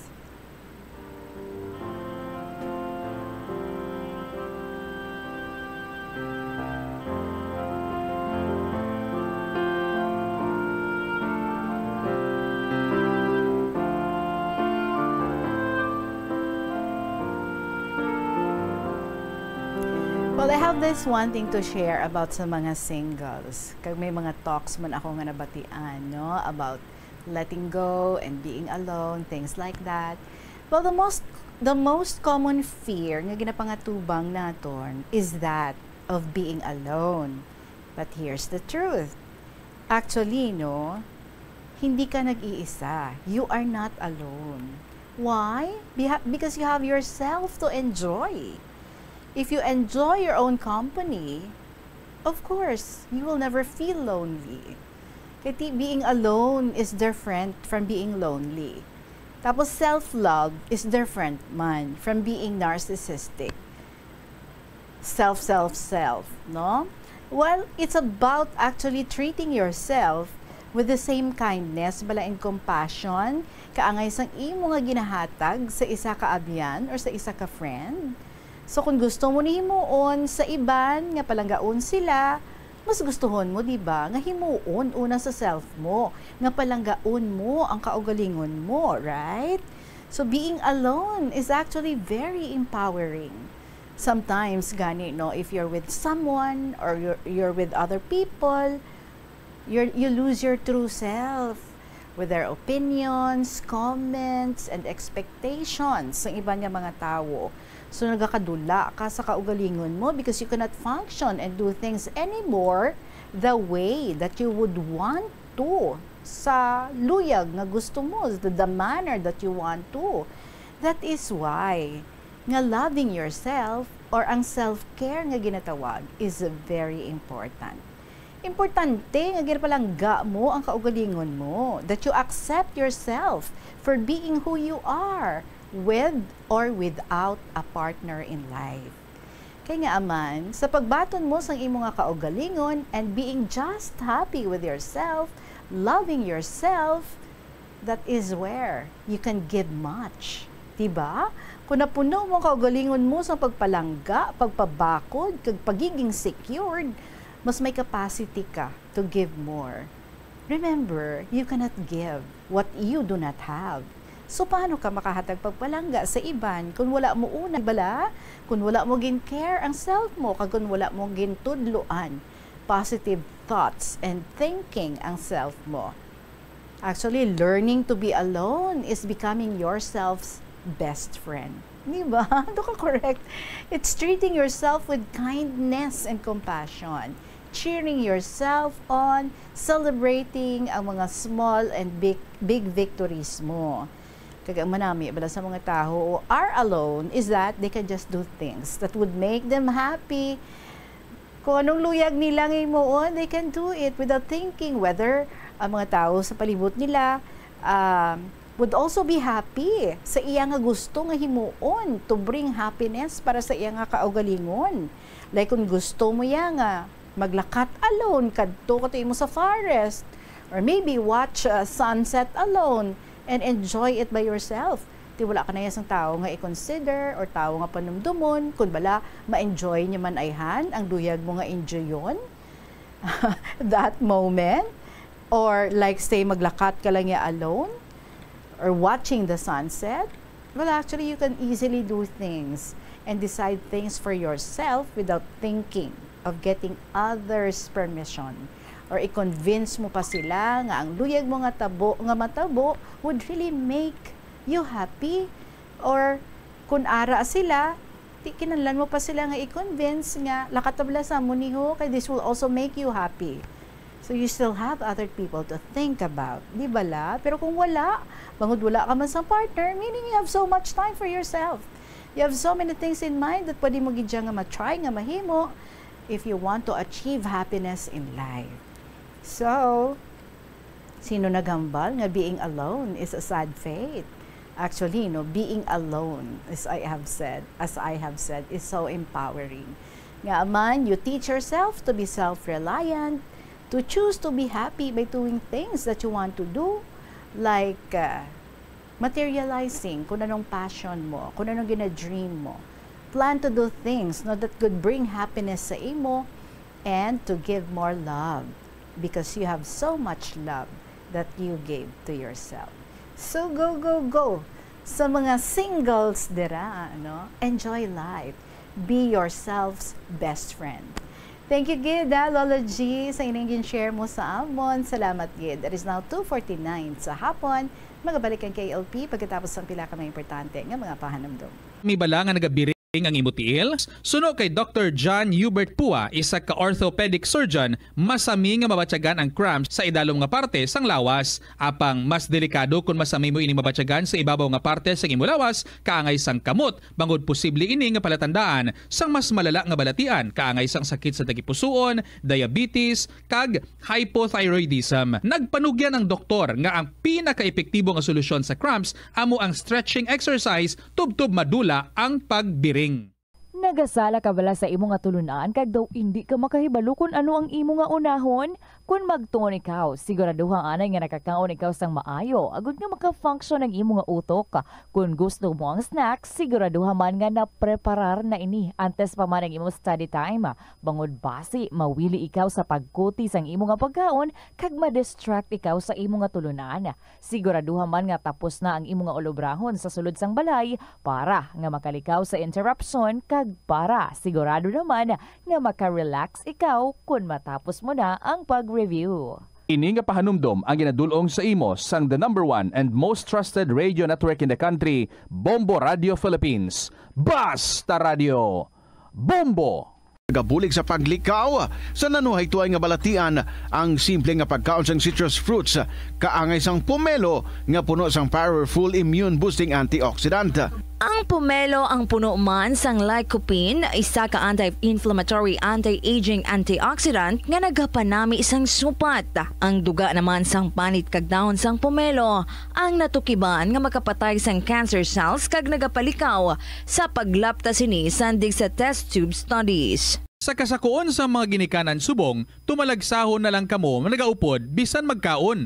Apang bisan anuman kuntani nga kasakuon sang miyembro sang pamilya, hatagi gid sang oras nga kamo makaupdanay sa kalan-an ukon May 1 minutos makalipas ang tak ng 2:00 sa hapon. Pwede pa for one story. So diri kita sa sulat ni Nanay Flor sang Santa Barbara. Dear Inday Regine.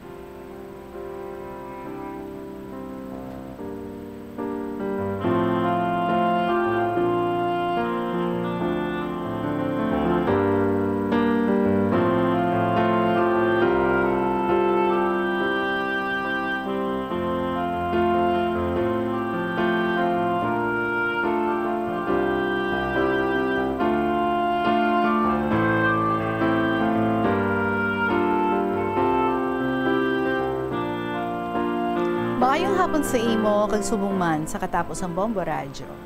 Inday permigid ako nagapamati sa sininga programa ang kahapon lamang kada hapon kay nanamian man ako magpadala sa akong nga kasaysayan. 1942, 4 pa lang katuig ang edad ko, pero labas pa sa akong pensar kag hindi ko gid malipatan sang pag-abot sang hapon diri sa Pilipinas. Inday tama gid ka makahaladlok kay ila makita ang tawo ginapatay nila. Di kami day tatay, nagapanago sa buho kon gabi. Hamak mo inday, na kon malantawan ni tatay ang hapon sa kalbangan, nagadamo sila, dayo namon panago sa buho, hasta nga malumbos ang hapon. Wala kami magdumdum nga sina nga gabi, gintipon sa mga hapon ang mga lalaki sa amon barangay, gindala sang hapon sila, upod man si tatay, mga napulo sila tanan. Gindala sila sa banwas ng Santa Barbara, kag pamangkuton kundiin ang mga soldado. Way man sila sang itudlo. Dayon sila sang hapon kastiguhon. Kag si tatay, ginbakol nila sa tuhod, kag indi na siya makalakat. Ginlawig nila si tatay sa plaza nga daw karabaw lang, hasta maghapon nga ara siya sa initan. Tubtub sa hapon. Ang iban ginbaklid ang kamot, ang iban ginasunog ang bungot. Isa ka simana, kay pinauli ang ila na dakpan. Tama sila kaniwang, kay wala sang hapon pagpakana. Ginapainom lang sila kuno sang tubig. Tama gidinday ang amon na agyan, ka makahaladlok. 4 katuig ang amon panago adlaw kagabi, hasta nga mag-abot ang 1946, kag mag-abot ang kano nga mga soldado kag ginpadala sang presidente ang mga soldado nga mga kano. Kag nag-surrender ang mga Hapon. Kag matapos ang inaway, nagpasalamat kami nga mga magpamilya nga wala kami madakpi sang mga Hapon. Inday si tatay ko kag nanay, patay na sila. Kag duwa lang kami sang akon utod ang nabiling subong. So Inday Regine, hasta na lang anay diri siguro, nabudlayan ako sa pagbasa, kay man malabo na ang akon panulok. Tawagan lang ako kay Nanay Flor sa Santa Barbara.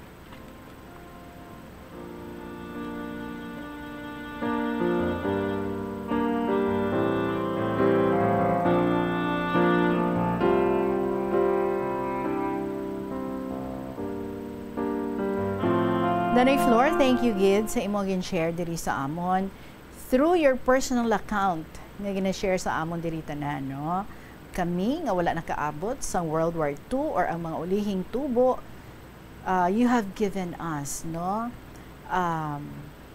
Detalye nga mga hitabo kung ano ang mga inyo nga naagyan sa adto kay ti ikaw personal mo gid nga nasaksihan bisan apat pa lang ikaw katuig ka very vivid sa gihapon, no? Sa imong mga memory kag mapatyagan mo gid kung ano kasakit ang mga ginapanghimo sadto sang mga Hapon. Kag ang imo amay ang isagid sa nakabaton sang ilang nga kapintas. Kag ang iban pa nga mga kaupdanan nila. But it is good that liberation came kag sa gihapon buo kamo nga magpamilya.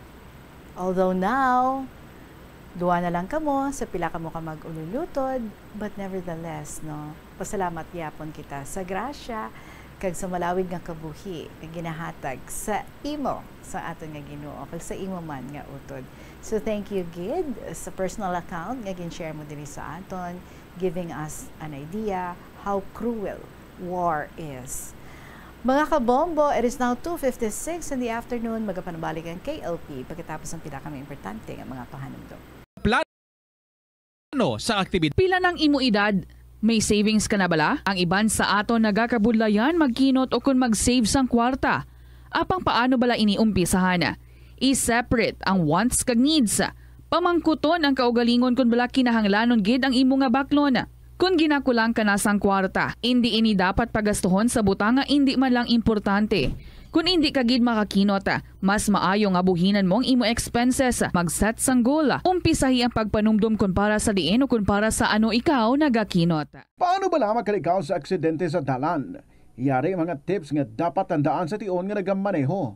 Una, likawan ang masaming nga pagsaylo sang linya.